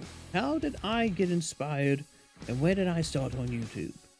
Well, I said it a little bit earlier, but the thing that inspired me to start YouTube was a YouTube channel called Neebs Gaming that I've been a subscriber of and have followed for a couple of years now. They have an editor called Adahop, and she is a magician, I guess you could say, when it comes to editing. The way that she edits videos and makes them cinematic masterpieces is just something that really struck a nerve with me. And so I sat down for about 3 months, studied her way of editing, figured out how she did it, and tried to replicate it. Now, I would say looking back, doing that was a foolish move. Because you never want to try and copy somebody else's content. You always want to try and put your own spin on it. But it was those experiences that kind of led me to where I am now. I learned how to edit videos, I grew more comfortable with it, I was able to put out higher quality content to the point where I felt like I gathered enough of an audience where I wanted to live stream. The thing is, though, I didn't want to show my face on a face cam. I wanted to do something more theatric. Something a bit more out there. And, well, here we are today.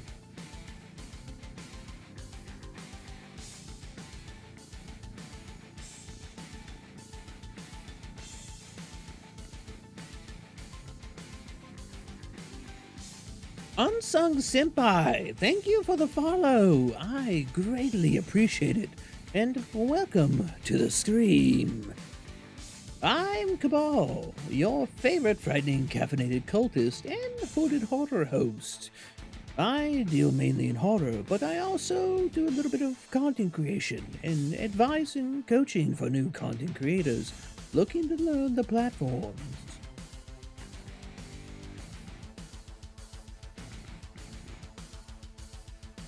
Unrealistic, it's akin to me, a person with severe motor tics setting a goal.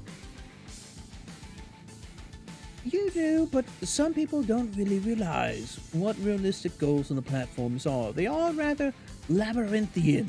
And that's part of the thing I try to preach is learning the platforms so you know what goals are realistic, what is more accomplishable than isn't. I can't blame anybody for wanting to shoot for the stars. My goal is 100,000 on YouTube. I'm fairly certain that's unrealistic to most folks. But the thing is I've set my time span as about 5 years. That's also because I know the platform better than what I did.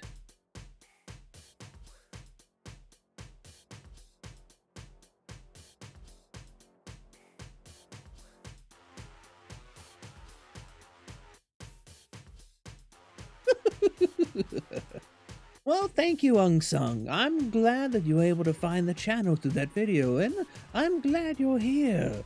We're learning a little bit about content creation today and editing videos in Adobe Premiere. So far, we've done a lot of one and not much of the other.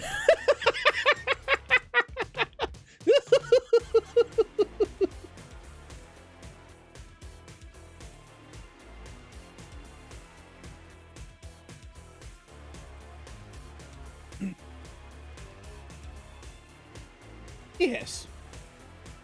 1 second.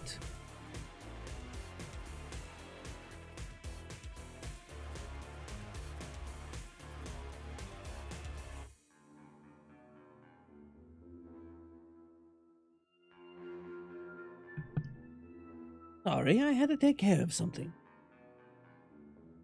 But yes, from 0 to 100,000 in a year, that is unrealistic unless you have some really, really compelling content. But that's going to be something that almost nobody's done, and you'd have to be basically a prodigy of the platform to accomplish it. Can it be done? Yes. Is it normal? No.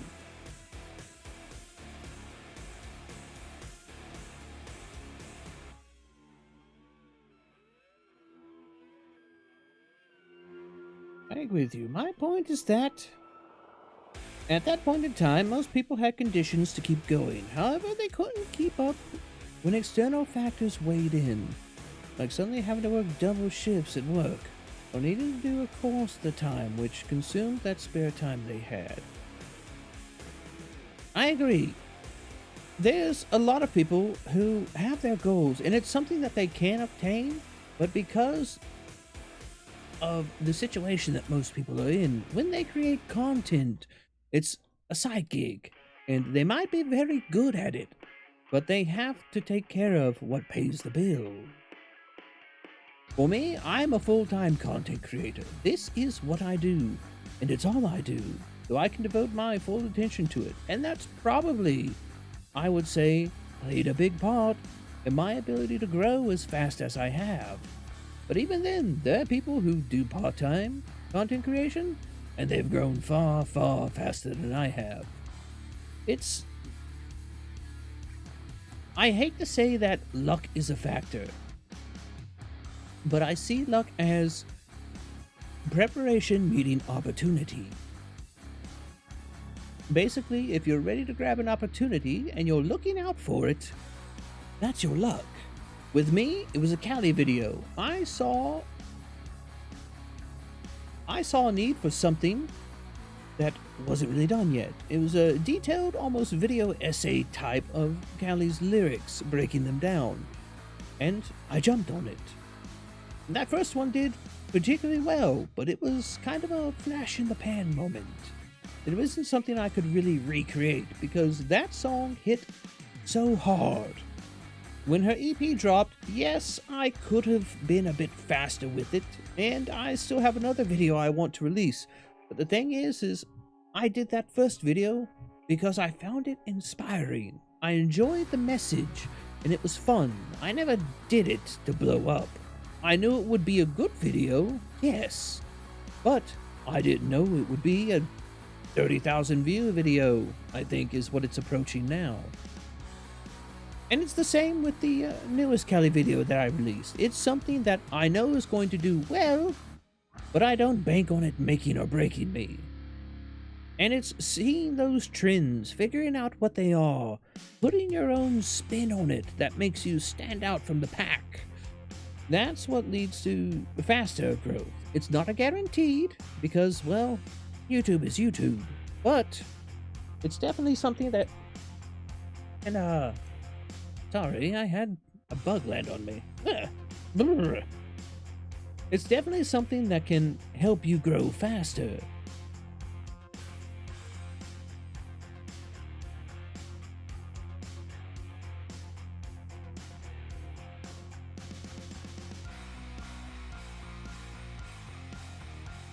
And see, kinda, that's part of the reason I put that message in that video, is because, it's... Some people are going to say, oh, okay, he does horror content. That's not really my shtick. And they move on. Other people are going to say, well, he's being really genuine. Maybe I should give him a chance. And they do give me a chance. And some people find that my content isn't for them. And that's okay. And they move on, and they have a great day. I have a great day, they gave me a view. But some people, like you, see that and they say, hey, I'm going to check out his content. And they do, and you find something that you like. And that's the people that I'm looking for. People that enjoy what I put out. They feel like it has some value to them. Because essentially that's what we do as content creators, is we provide value through our content.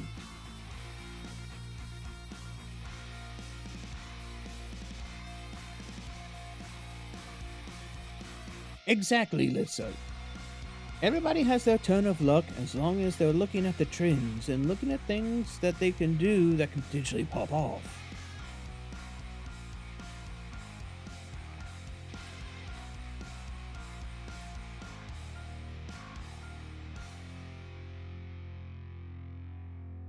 It was overwhelming. If it does happen, I'll need a lot of help dealing with it. And yes, I fully agree with that. Right now, I feel like the community and all the socials and everything is something that I can manage by myself. But as the community continues to grow, I'll be looking to veteran members of the community, people I've acted with consistently, to try and help me continue to maintain it. And that's going to be a job in and of itself, because, ooh, I've seen how some of the bigger communities function, and that is a quite intimidating behemoth.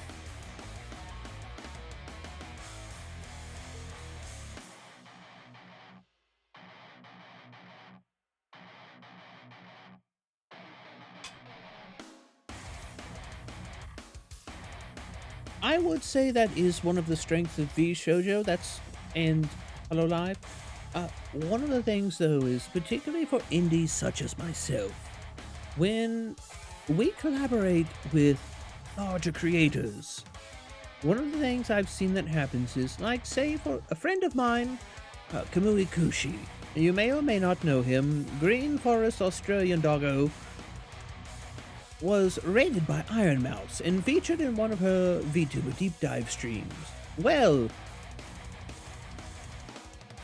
Kamui now is attended to by a part of Mousie's audience. Not a huge amount, but he does well for himself. Far, far better than most people ever expect to do. But the thing is, when he streams, when Mousie comes on, those people are going to go watch Mousie, because they've been with Mousie longer. They feel more connected with her. So having your growth stimulated by a larger streamer has its ups and its downs. It's not bad. And honestly, if I was to be approached by any of VShojo, I would be utterly thrilled. I respect all of them. They're amazing creators. frankly inspiring. But you have to be aware of that.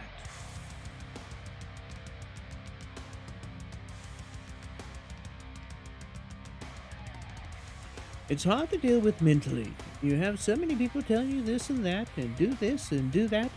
Especially if it was a faster growth that hits really hard, it's super overwhelming. Indeed, if it's a sudden spurt of growth, like what I experienced, I felt extremely overwhelmed. And it wasn't even the biggest spurt. I went from about 400 to 2,000 subscribers, but it was still far more than I expected. I went pretty hard for about 2 months, trying to crank out content and get things shifted on the channel so that it was more in the realm of what I wanted to make. Because I had just put out that video saying that I was going to be leaning more into horror content, and I didn't want the new viewers to really get comfortable with what I was making. I wanted all of you to see what I'm going to make.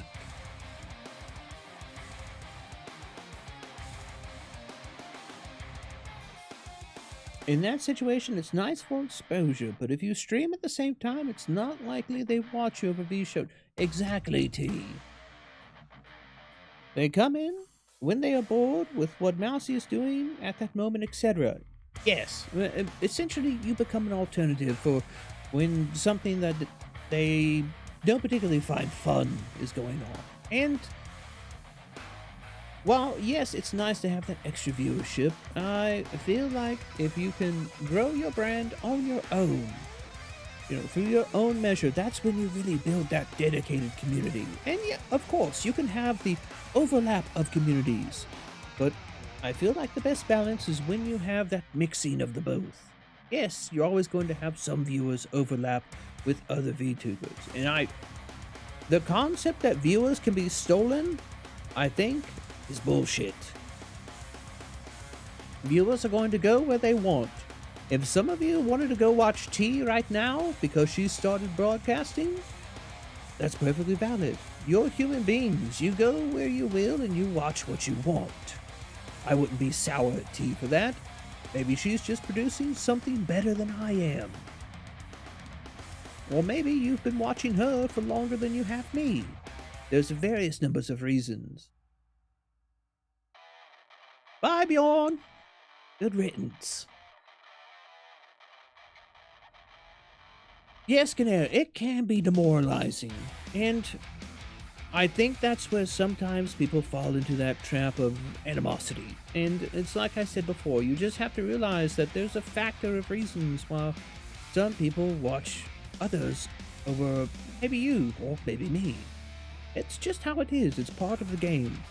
And the sooner you realize that as a creator, that's when I think you start to be a little bit happier. You start to enjoy it a little bit more. It's the same as realizing that your numbers are a good source for learning what you're doing right and wrong, but not becoming neurotic over them. It's that balance, and balance is something difficult to obtain.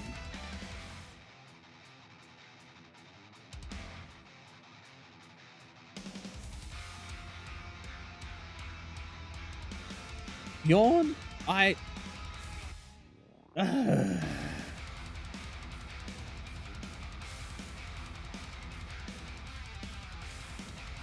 Exactly, Zelius.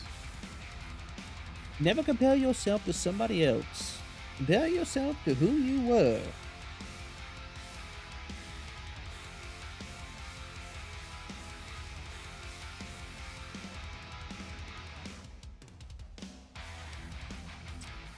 Numbers, can you stop him? Because I don't think I can. He's grown too powerful.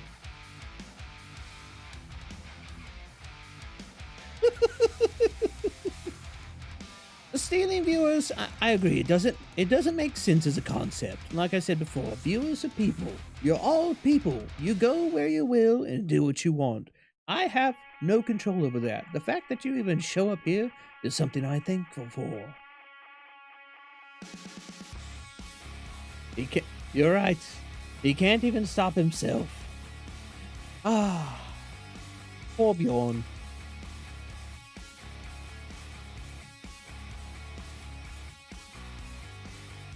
No, I don't think that's particularly weird, Eclipse. Everybody has their own quirks. Me, I'm extremely shy in real life. You know, being the cave-dwelling entity as I am, I'm rather averse to any sort of being spotted. But here, I can be as theatric, verbose, raucous as I want. And I revel in it.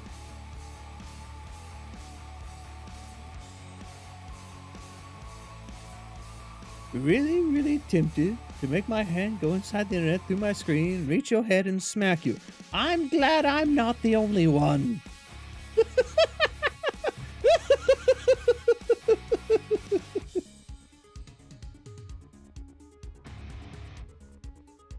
Let's have a nice day. Thank you for coming to the Scream. You're always welcome here, and your patronage is always appreciated.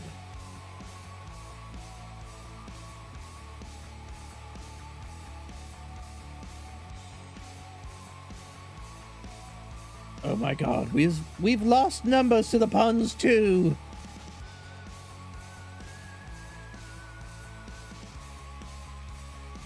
What am I talking about?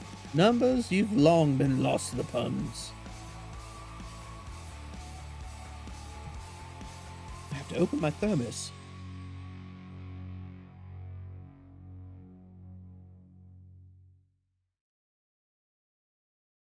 All right. What was I saying? I was saying words. Exactly. Video editing. That's what I was going to say. Nope. I already touched on YouTube Shorts. I touched on sequences. What else do I want to touch on?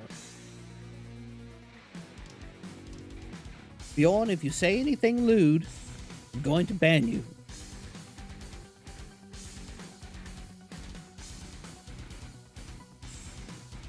Bitrate. Bitrate is something I don't really know anything about.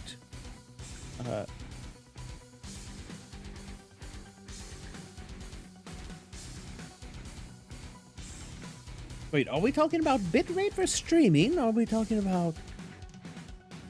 Hold on a second.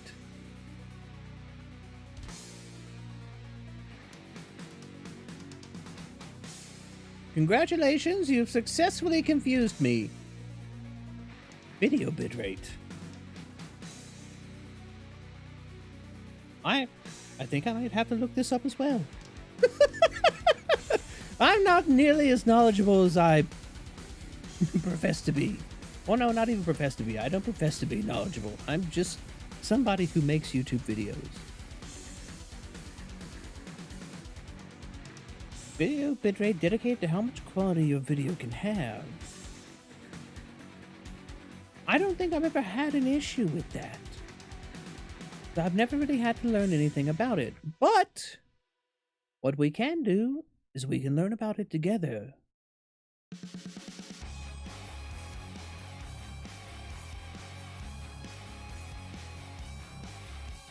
Let me go ahead and see if I can do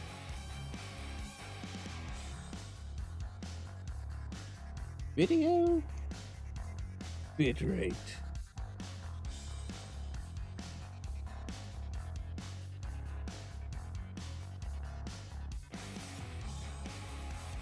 Bitrate for streaming? Do we want to learn about bit rates for streaming or bit rates for videos?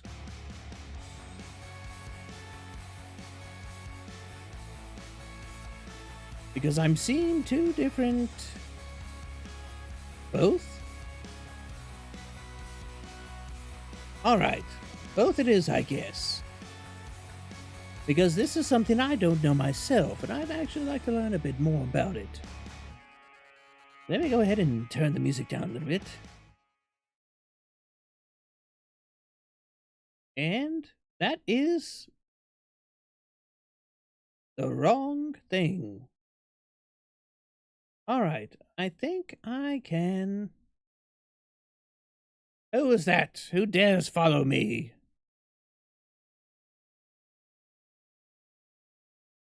Man Like Pie, thank you for the follow and welcome to the Scream. I hope you're having a wonderful day, afternoon, or even evening.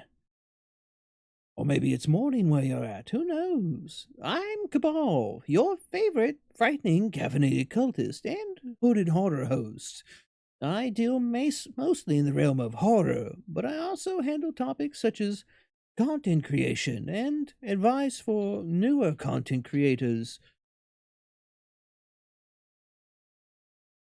Ah, wait, did I do this right? Ah, there we go. Let me see. That's set up right. It looks like it might be.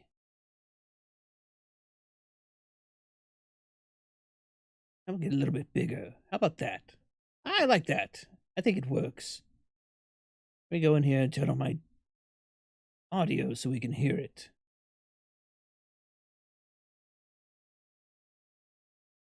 That is not working.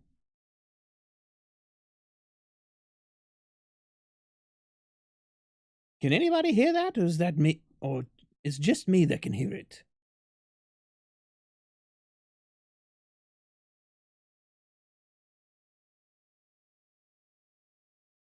Let me look.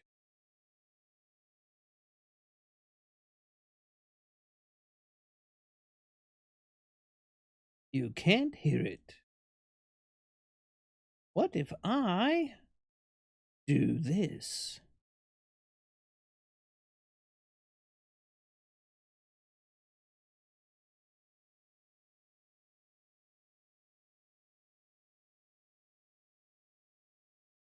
No, that doesn't add any. Huh. Well, I suppose every stream is a lesson to learn. And the lesson I'm learning this stream is how do I get audio from a window to pop up on the stream? I've never claimed to be a pro streamer, and I never will, for exactly this type of reason. I'm so bad at this.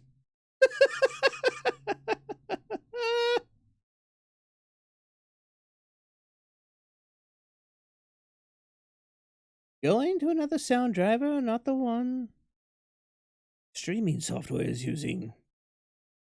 I believe it should be.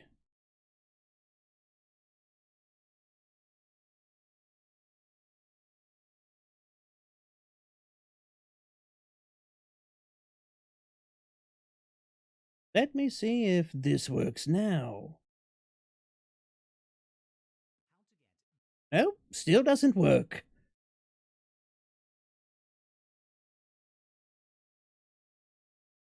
Practice makes better. For a second, I thought you said that practice makes better, and I was going to be like, I'm not quite sure.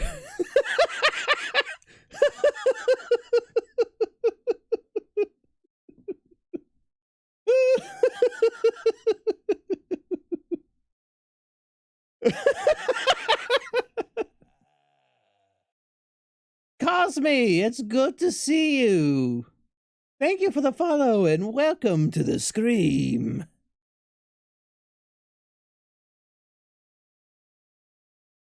See, that's one of my things is that I do have.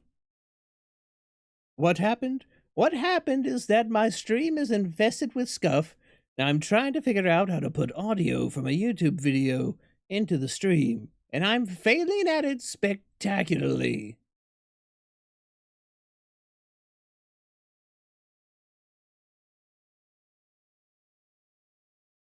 So let's see, that one's not working. That one's not working.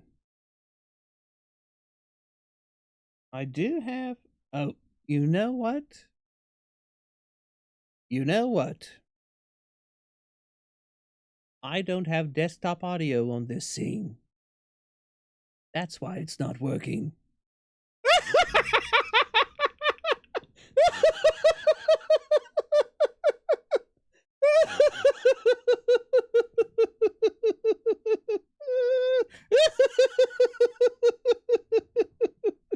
I'm a genius. what's the saying from Nux? 189 IQ? My IQ is dumb high. I am very smart. Smart with an O.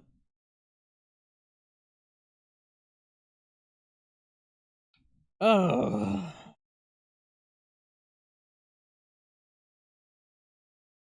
Genius, Cabal. Utterly genius. And this is why the gaming gods consistently yeet me into horror games.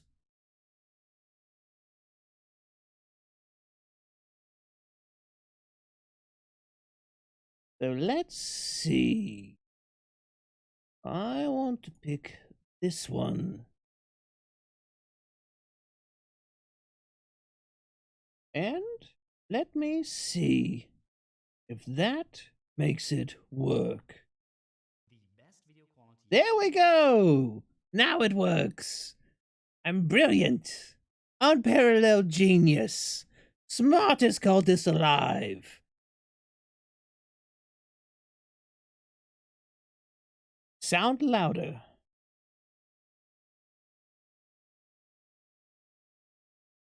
YouTube videos. Now in today's video, I will show you what the best bitrate is when you're rendering your YouTube videos in 1080p, 1440p, or 4K in order to get the best possible image quality on YouTube. Does that sound good for everybody? Can you hear it well?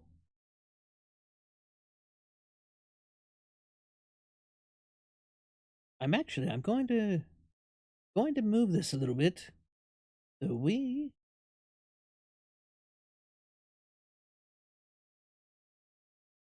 going to remove that display capture. I don't need two of them. I don't need a display capture. Oh no, I do need that one. All right. There we go.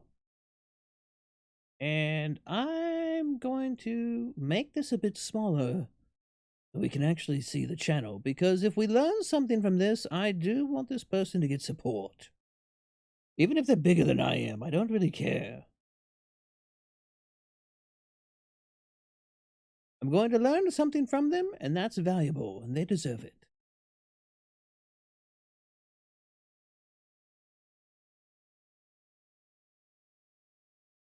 D&D players are lucky that cultists in Call of Cthulhu are backwater and not tech-savvy.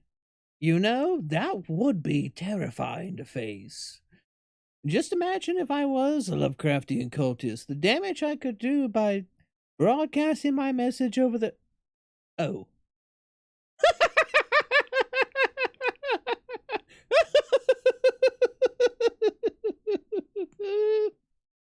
It looks like my master plan's been figured out.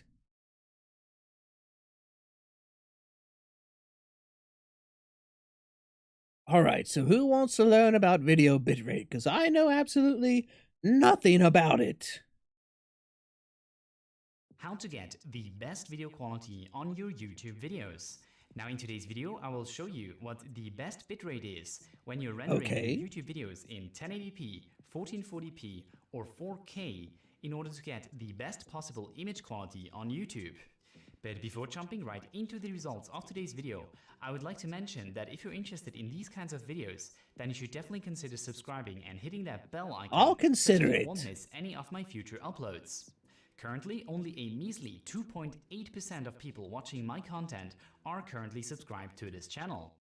Okay, so I see this done a lot. Personally, I'm never going to do it. If you subscribe, you subscribe. If you don't, you don't. It's whatever. If you subscribe, you care enough that it's something that you want to see consistently. And that, in and of itself, I appreciate. But anyways, let's get back to learning. In fact, if only 5% of people that watched my channel over the last 90 days decided to actually subscribe to my channel, I would have already doubled my subscriber count by today. So if you're interested in these very in-depth and scientific videos on the YouTube algorithm, streaming, or gaming, then I would highly appreciate it if you could support my work by subscribing to the channel. Now, before I'll consider the results of this video, I would like to mention that I am well aware that YouTube does have a page up with the recommended I'm very much the same as Elias. If I'm going to watch a channel multiple times, then I'm the type that subscribes to it because it's generally providing something of value to me. We'll see how this one goes. If I learn something from it, I'll see about maybe watching some other videos. He might get a subscribe out of me. Who knows? Rates. Naturally, what YouTube recommends is much lower than what you actually should go for if you want the highest possible visual quality on your YouTube videos. Really? This frankly isn't surprising at all because YouTube has to store each and every file that is uploaded to the platform in its original form, and therefore wants people to upload lower file sizes in order to keep up with the storage requirement of the huge amount of people uploading videos to YouTube. And with having said that, let's jump right that into makes a sense. Too Long Didn't Watch segment. Where I'm gonna explain what the best possible bitrate is to get the highest. He has a too long didn't watch segment at the beginning of his video. What an absolute Chad. Possible video quality on YouTube. Now, from my testing, I found that simply increasing the bitrate ever higher would always lead to a higher quality of the final YouTube video. Okay, but that's going to make the file bigger. The anticlimactic result of this test was that the highest possible bitrate that you can render at, or that you can still upload the video at to YouTube, would result in the highest possible video quality on YouTube. Obviously, this isn't exactly a satisfying result, as not everybody is going to be able to upload humongous file sizes to YouTube, or simply because they don't have enough space on their local machine to store all their huge YouTube projects. Exactly. So that, I don't want the internet companies sending the ninjas after me because I take up all their bandwidth. Much of a visual improvement of the final product on YouTube. So at the resolution of 1080p, I would recommend a bitrate of 40 megabits per second or 40,000 kilobits per second. Really? At 1440p, I would recommend 60 megabits per second or 60,000 kilobits per second. And finally, at 4K, I would recommend between 80 and 100 megabits per second or 80,000 to 100,000 kilobits per second. Right, so those would be my recommended target bit rates for your YouTube videos. Hold on a second. Let's go ahead. Where's my Adobe? Here, Adobe Premiere. Where are you? Going to... Oh, nope. Don't look at that. Oh, wait. Did I have too many windows. That's a window capture. I want a display capture. Let's look at my settings real quick and see what I've got. So let's see. We go into my export settings. Let's see what my settings are. I'm not even sure where this is at in the settings.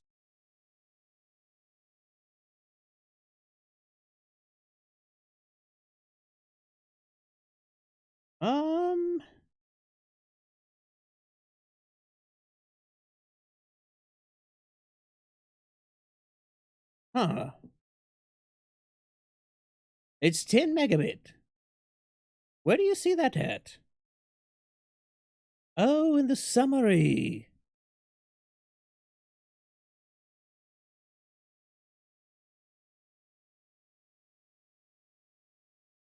So what did he say again?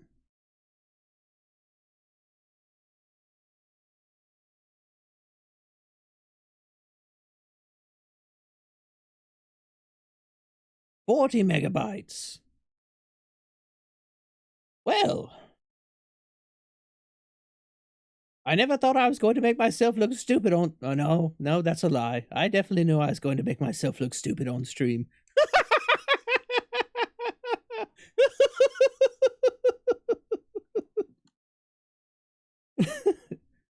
Well, luckily, I have the ability to store extremely large files. The problem is uploading them. Smiley, thank you for following and welcome to the Scream. I hope you're having a wonderful morning, afternoon, or even evening.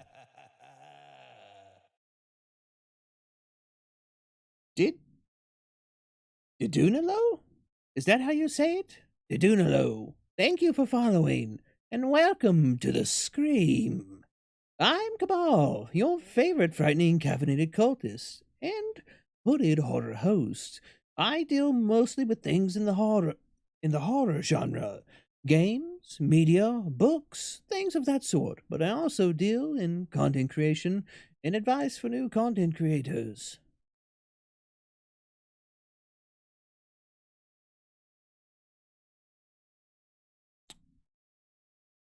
Yes, that seems reasonable.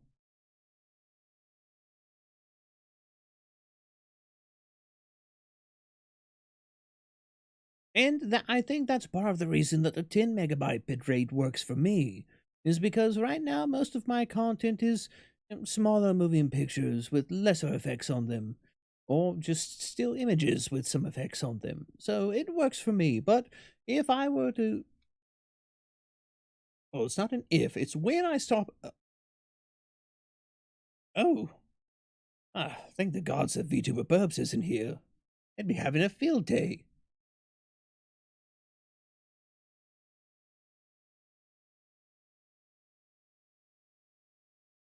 Depends on 60 FPS basically requires you to double it too.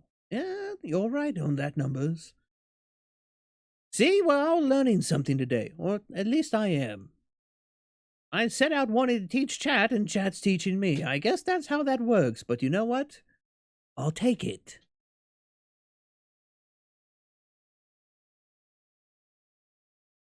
You know what, Bjorn? You're not going to catch me burping. I'm pretty good at stopping them.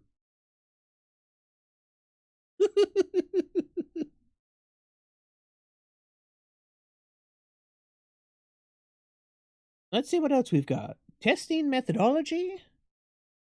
Best bitrate at 1080p.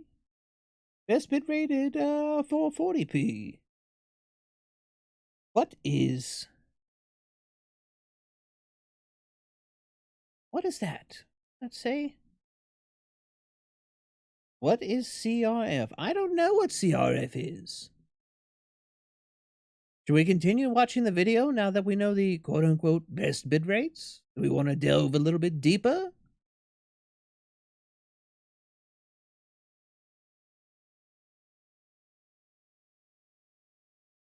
So what you're saying is I need to get you distracted so you won't notice until it's too...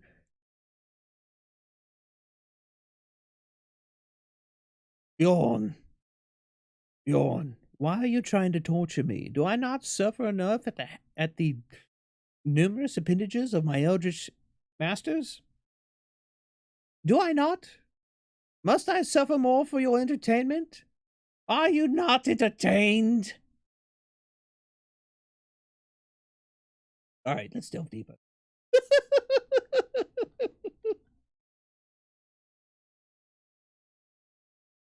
Or 60,000 kilobits per second. And finally, at 4K, I would recommend between 80 and 100 megabits per second, or 80,000 to 100,000 kilobits per second. Right, so those would be my recommended target bit rates for your YouTube videos. I hate you so much, Bjorn, but I also love you. These numbers for the best possible visual quality on YouTube. Now, what I did was I went into a game of Counter-Strike Global Offensive, and I recorded a 5-minute segment in this game. I then imported this clip into the... Wait, what is...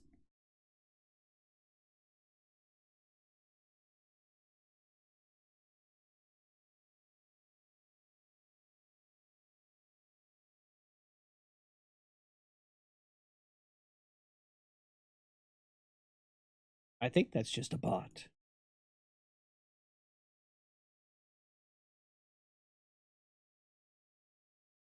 Resolve and rendered it at various different target bit rates.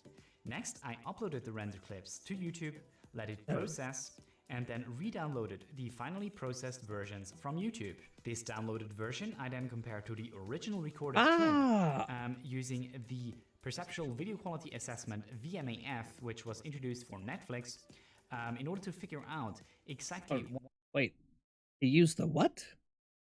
I mean, I've uploaded videos before and then downloaded them. And I've noticed that they've become smaller file sizes and slightly lesser quality. But I didn't know there was an actual tool to where you could go in and you could compare the videos. I'm going to have to take notes down for that later. That's interesting. But at the same time, I suppose with this video, I don't really have to compare them. He's got all the information right there. You're right, it is a good way to test it. It's something to look into when I have a bit more free time.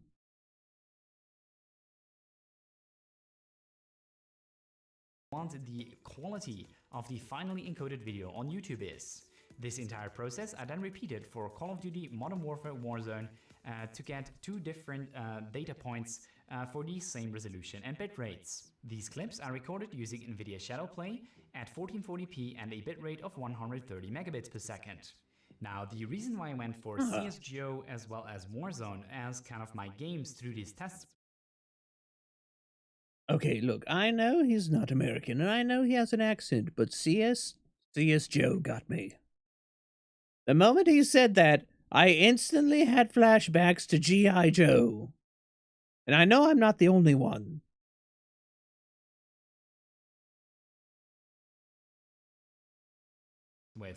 Was that CSGO has rather simple graphics. I mean, even at the highest graphical. I'm not laughing at his content. The graphics are more the head or less images. Easy to encode. Whereas on the other hand, Warzone, also at the highest possible graphical settings, has much more foliage and is much more difficult to encode for YouTube's encoder.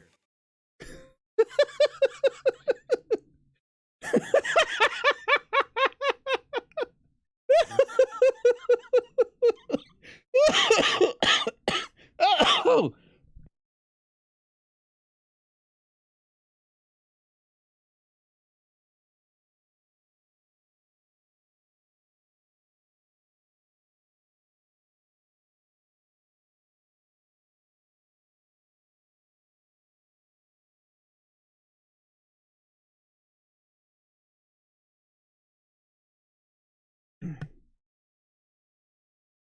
Wait, what's going on? Are we not live on YouTube? I'm fine. I had a moment. Let me check what's going on with YouTube at the moment.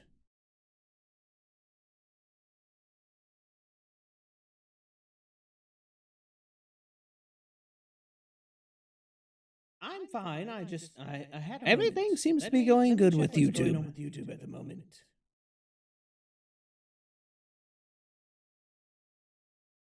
Return from YouTube was told live video not supported.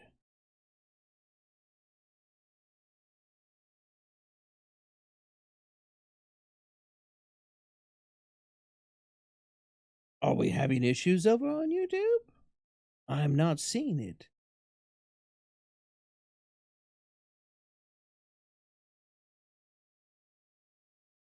Barubo, thank you. Thank you for the feedback. I greatly appreciate it. All right.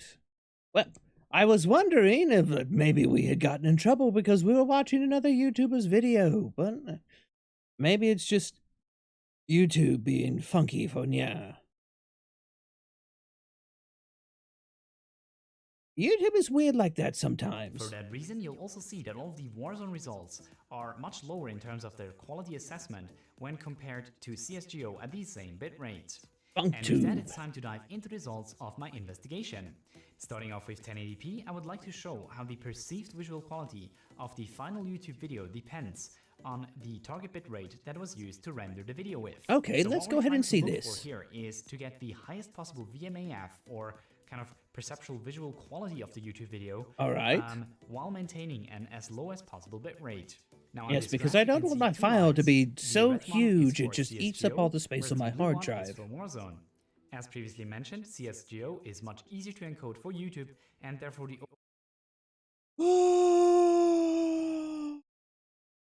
CSGO, a real YouTube hero. Overall quality assessment results in much higher numbers compared to Warzone.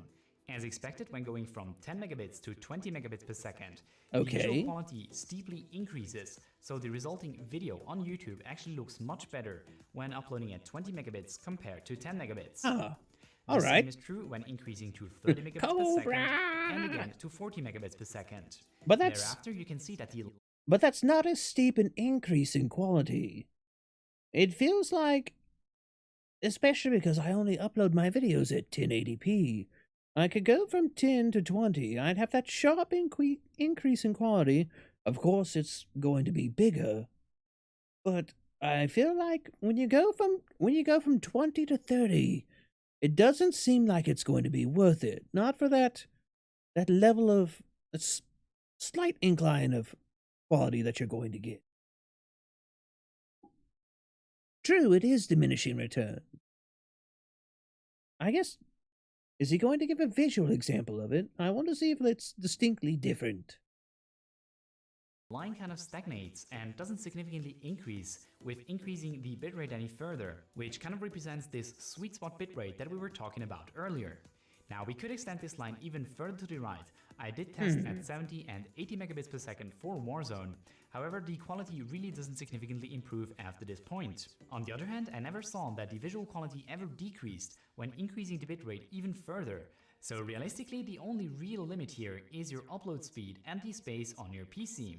However, honestly, I don't have fiber. To go beyond 40 megabits per second at 1080p, since the improvement in visual quality really isn't worth when going to even higher bit rates.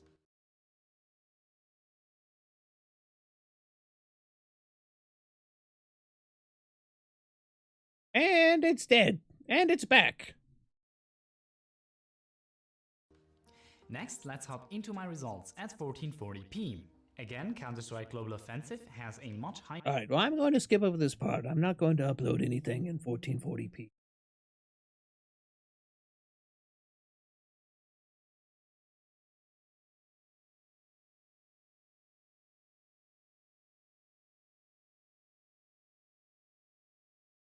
Best bitrate for 4K. What about CRF? I don't even know what CRF is, but I want to know. I have to put more wrinkles in my brain.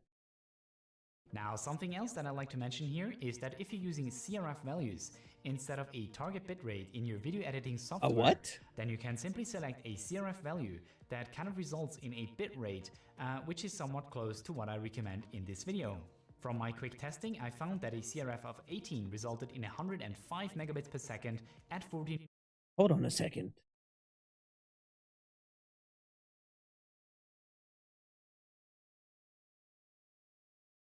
Where is the window capture?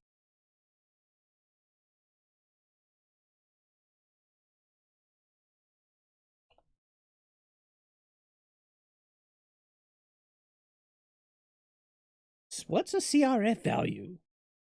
Constant rate factor is an encoding mode that adjusts the file data rate up or down.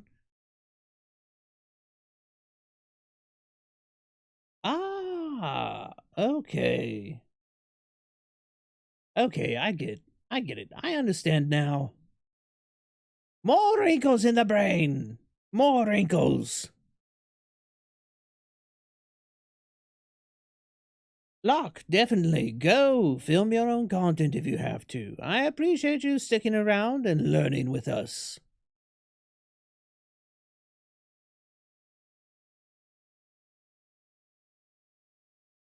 .40p, so you probably want to drop that to around 20 or 21 to get the 60 megabits per second that I recommend in this video. Now, besides looking at these VMES scores, it's also quite interesting to look at the overall bitrate and file size. Here's what I want to know. How big is that file going to be? We can see that the final file size and the encoded bitrate of the 1080p version on YouTube doesn't significantly increase when increase the target bitrate of the rendered original video. On the other hand, what is actually really exciting to see is the fact that YouTube increases the bitrate at 1440p when you increase the bitrate of your original rendered video. Really? With that, the overall file size also significantly increases, comparing a 10 megabit to a 90 megabit rendered 1440p video, which also explains the increase in visual fidelity of the original 90 megabit version. Now, while this holds true for both games that I tested here, this is much more apparent for Warzone, which is much more difficult for YouTube to encode. Finally, the bitrate that YouTube assigns a 4K video to does not significantly increase when increasing the bitrate of the original video. Now, something else that's interesting to look at here is that with 1440p, you're obviously also getting a 1080p version on YouTube.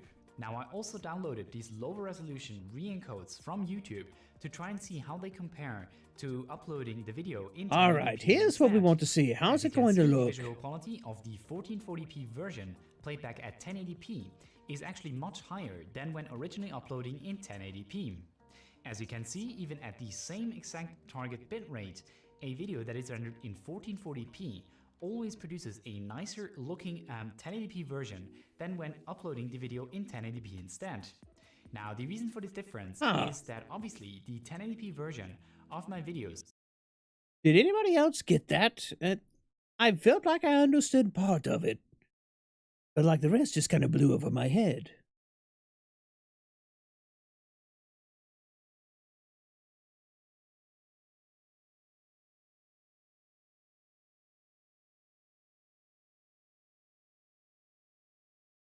I'm going to watch it again.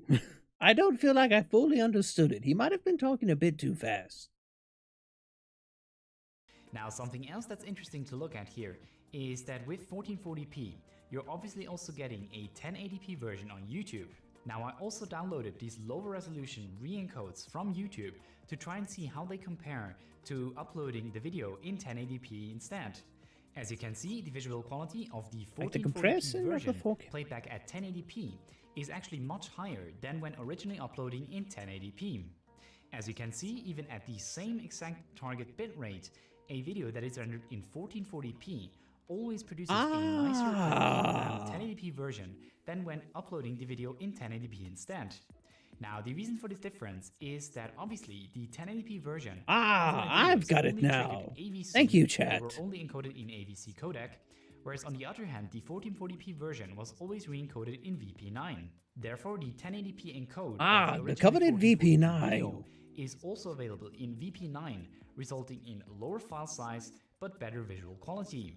So basically, if you're recording in 1080p and you want the best possible visual quality at 1080p, then you should definitely upscale your footage to 1440p and then get the VP9 codec, which will result in the much better visual quality on your YouTube videos. Finally, let's also have a look at the re-encoded versions of the 4K video on YouTube, so at the 1440p encode and the 1080p encode of the originally 4K video. As you can see in this case, the re-encoded 1440p version is of worse quality than when uploading the video in 1440p instead. The reason for that is that obviously the raw recorded clip that I had for this test was recorded in 1440p, and therefore upscaling it to 4K introduced some visual artifacts in terms of the filtering that has been used to upscale the video, and therefore taking that version which was upscaled and then downscaled again obviously results in the lower overall video quality than when uploading the video in 1440p directly. Okay. So you learned something today, huh? Well, I'm glad that you did. I've learned quite a bit myself. This was an excellent suggestion. Who was it that suggested we learn about bit rates again? Was that you, Zelius? I'm going to find out who told me to go research this. Where are you at?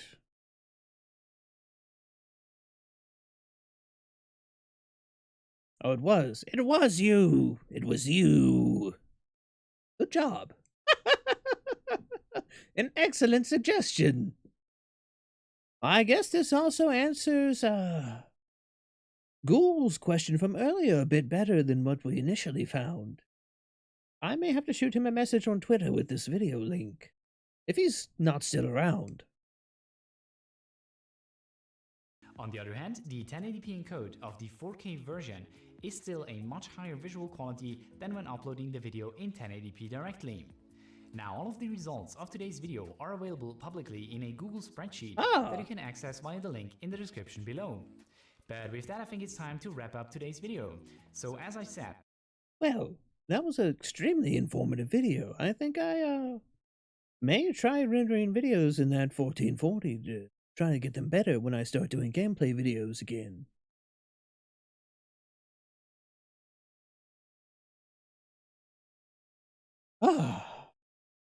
I feel like I have the wrinkliest brain ever now. No more smooth brain for me. Get that jello mold looking thing out of here.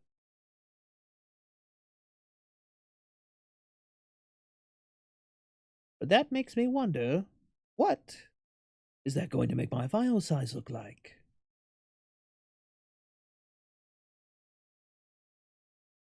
Video about aspect ratios. All right. You know what? Why not? We're on the topic. Do you have one you particularly suggest? You can tell me the title of it and I can go search it. Go ahead and close that window. I'll go ahead. I'll turn the music back up a little bit.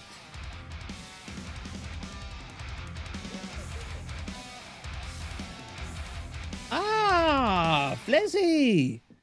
Thank you for the follow, and welcome to the Scream. It's nice to see you. How's your day been going?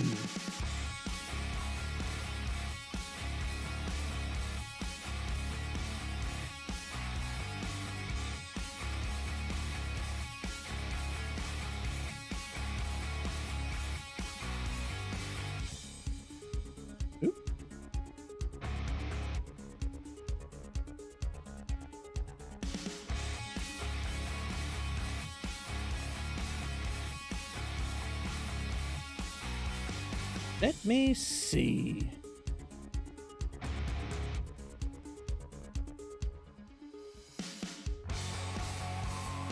Is 18.9.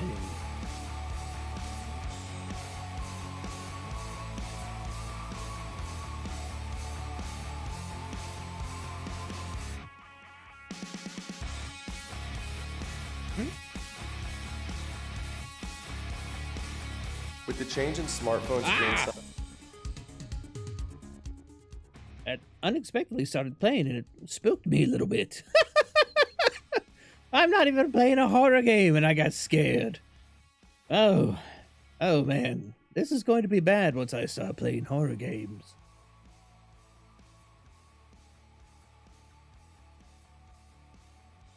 I did, but it gave me some funky thing in the search bar. Raza, take care, and I hope you have a good rest of your day. I think we're going to watch this video, and we might wrap up the stream after that. We've been going for about 3 hours at this point. With the change in smartphone screen sizes, 18:9 may just be the best new aspect ratio for YouTube. Really?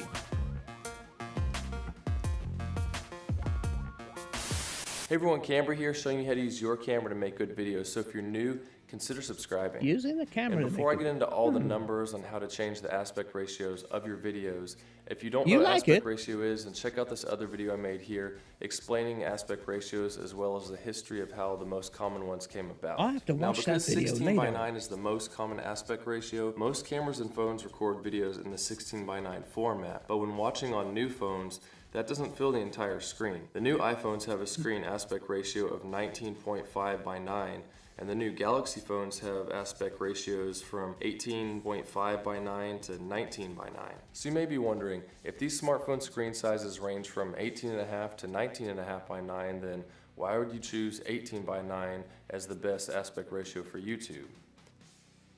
Hold on a second. This has more to do with, well, I suppose there's some people in the chat. Is anybody here planning to do any face cam streaming or any recorded footage? Because while I do find this interesting, I kind of, well, you know what? No. Let's go ahead and watch it. It is interesting. Well, I've tested uploading multiple aspect ratios to There's YouTube. no reason for me to relegate any tutorials to VTubers. YouTube doesn't recognize the if somebody who wants to face cam stream will learn something from this, well, far be it from me for not letting them. Ratio is also a good compromise between 16:9 and 19.5:9 by filling up a much larger portion of the smartphone screen while minimizing the letterbox bars when watching on a 16:9 device like a computer or a TV. Okay, we get it. How do I set my videos up to do 18:9? Well, I'm glad you asked. There is a little bit of math involved, but it's not too difficult. However, they are big numbers, so let's get a calculator.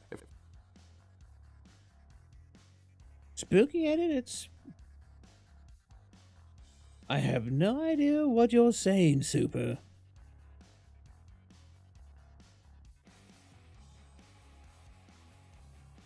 For looking at full HD footage, you'll see that the dimensions are 1920 by 1080. If you divide 1080 by 9, you'll get 120, then multiply that by 16 to get 1920. So the aspect ratio of that Basic 1920 math. by I'm pretty bad at that. is 16 by 9. Does that make sense? Let me know if you're with me so far by leaving a thumbs up down in the comments. So now looking at 18 by 9, if you divide 18 by 9, then you get 2. So the 18 by 9 aspect ratio is really just a 2-to-1 ratio. So then all you have to do is take the width of 1920 and divide by 2 to get 960 for the video height. So the custom...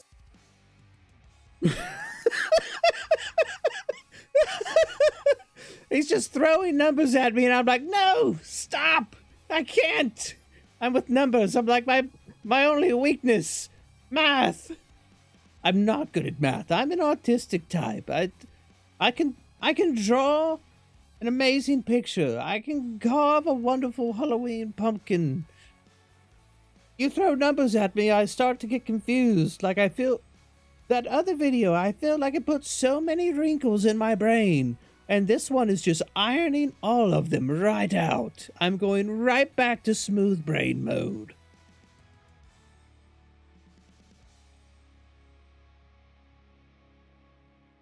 Look, T, you're a plant. You have an excuse. I'm faintly mammalian. I have tentacles. Maybe I'm a cephalopod. Cephalopods are supposed to be smart. Ah. I feel like I have the dumb. I've been cursed with the dumb.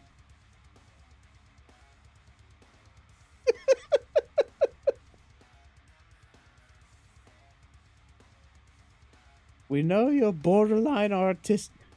Bjorn, that's dangerous. Don't go there. We're all dumb down here.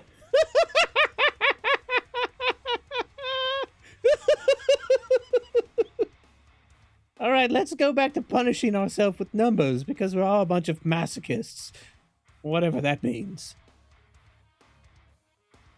Custom dimensions for the full HD video with an 18 by 9 aspect ratio will be 1920 by 960. And this same math process works for 4K or any other video resolution, but to save some time, here is a list of the custom dimensions that I also have listed in the description to have the 18 by 9 aspect ratio using this technique for various resolutions. Something to keep in mind when you are filming your videos and planning to use this 18 by 9 aspect ratio is that the top and bottom of your shots are going to be cut off when you get to editing.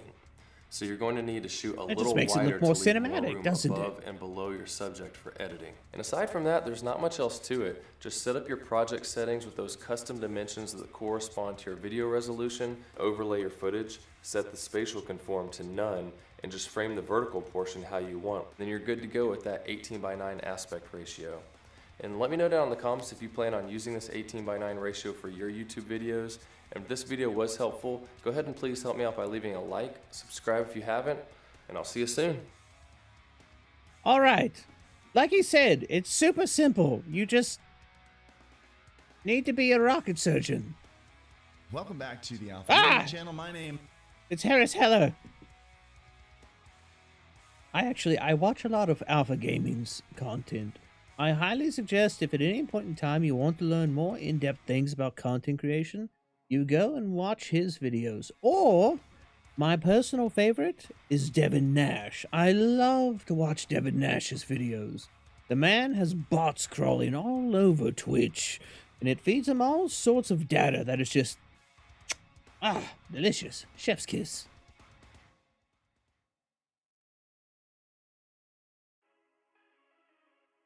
Yes, I've watched his 50 tips videos multiple times. Wait, what is... Who is this?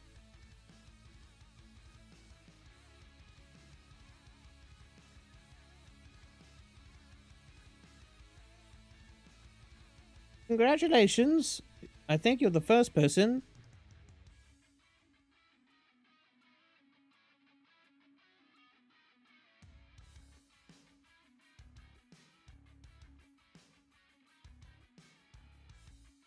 Give me a second. Things are being interesting.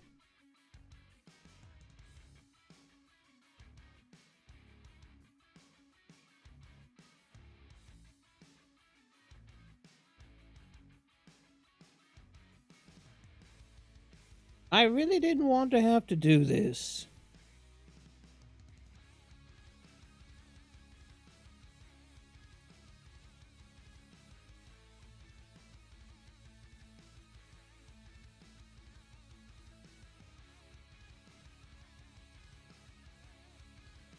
I have to go and I have to do some moderation because people just can't have any fun.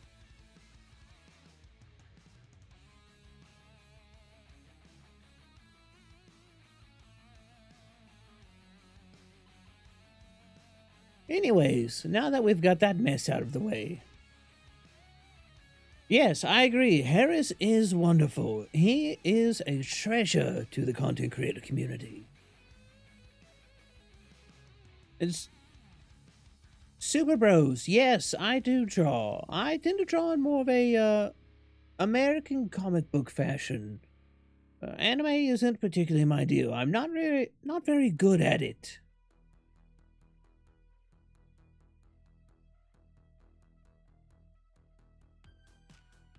Actually, if you go on my Twitter, which I believe you can type in !socials, and it should give you a link to it. You can go see some of my art there. You may have to scroll through some things, but it's definitely there.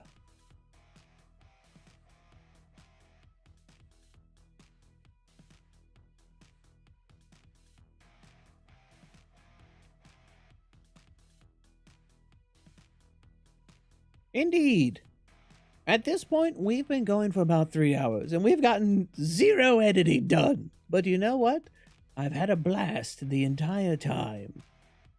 Now, I think I'm going to look for somebody to raid on Twitch. So if you'll just give me a second.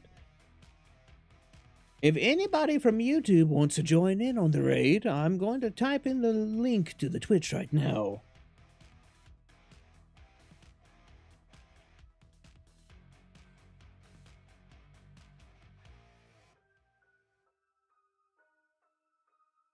Is Devin streaming? As much as I would like to rate Devin, he's very, very large, and I don't think that,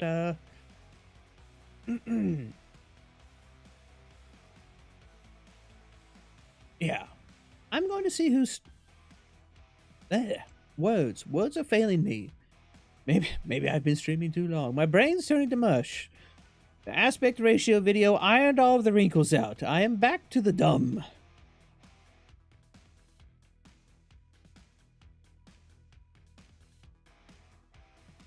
So let's see who we've got. No, I won't be rating Zin. Unfortunately, that's just not a smart move on my part. I'd prefer if we...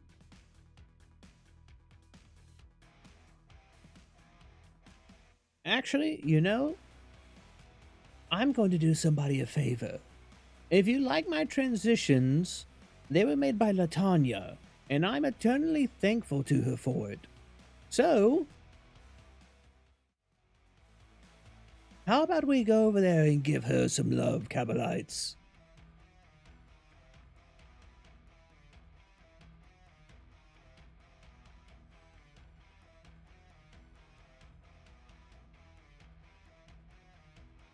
Alright, so give me 1 second, and I'll get this raid set up. Oh, fun fact, I'm working on something special for raids. I think you'll quite enjoy it once it's finished, but it may be a while. So, keep your eye out.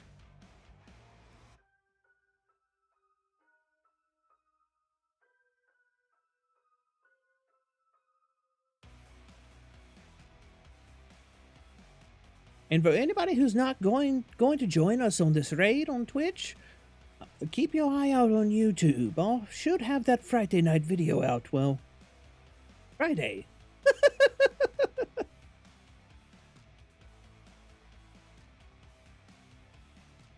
Let's see.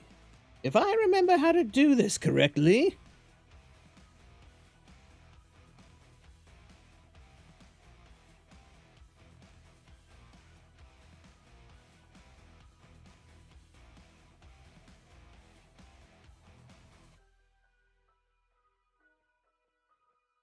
Everybody ready to go? Well, I'll see you later, Cabalites. And until next time, have you seen the violet sign?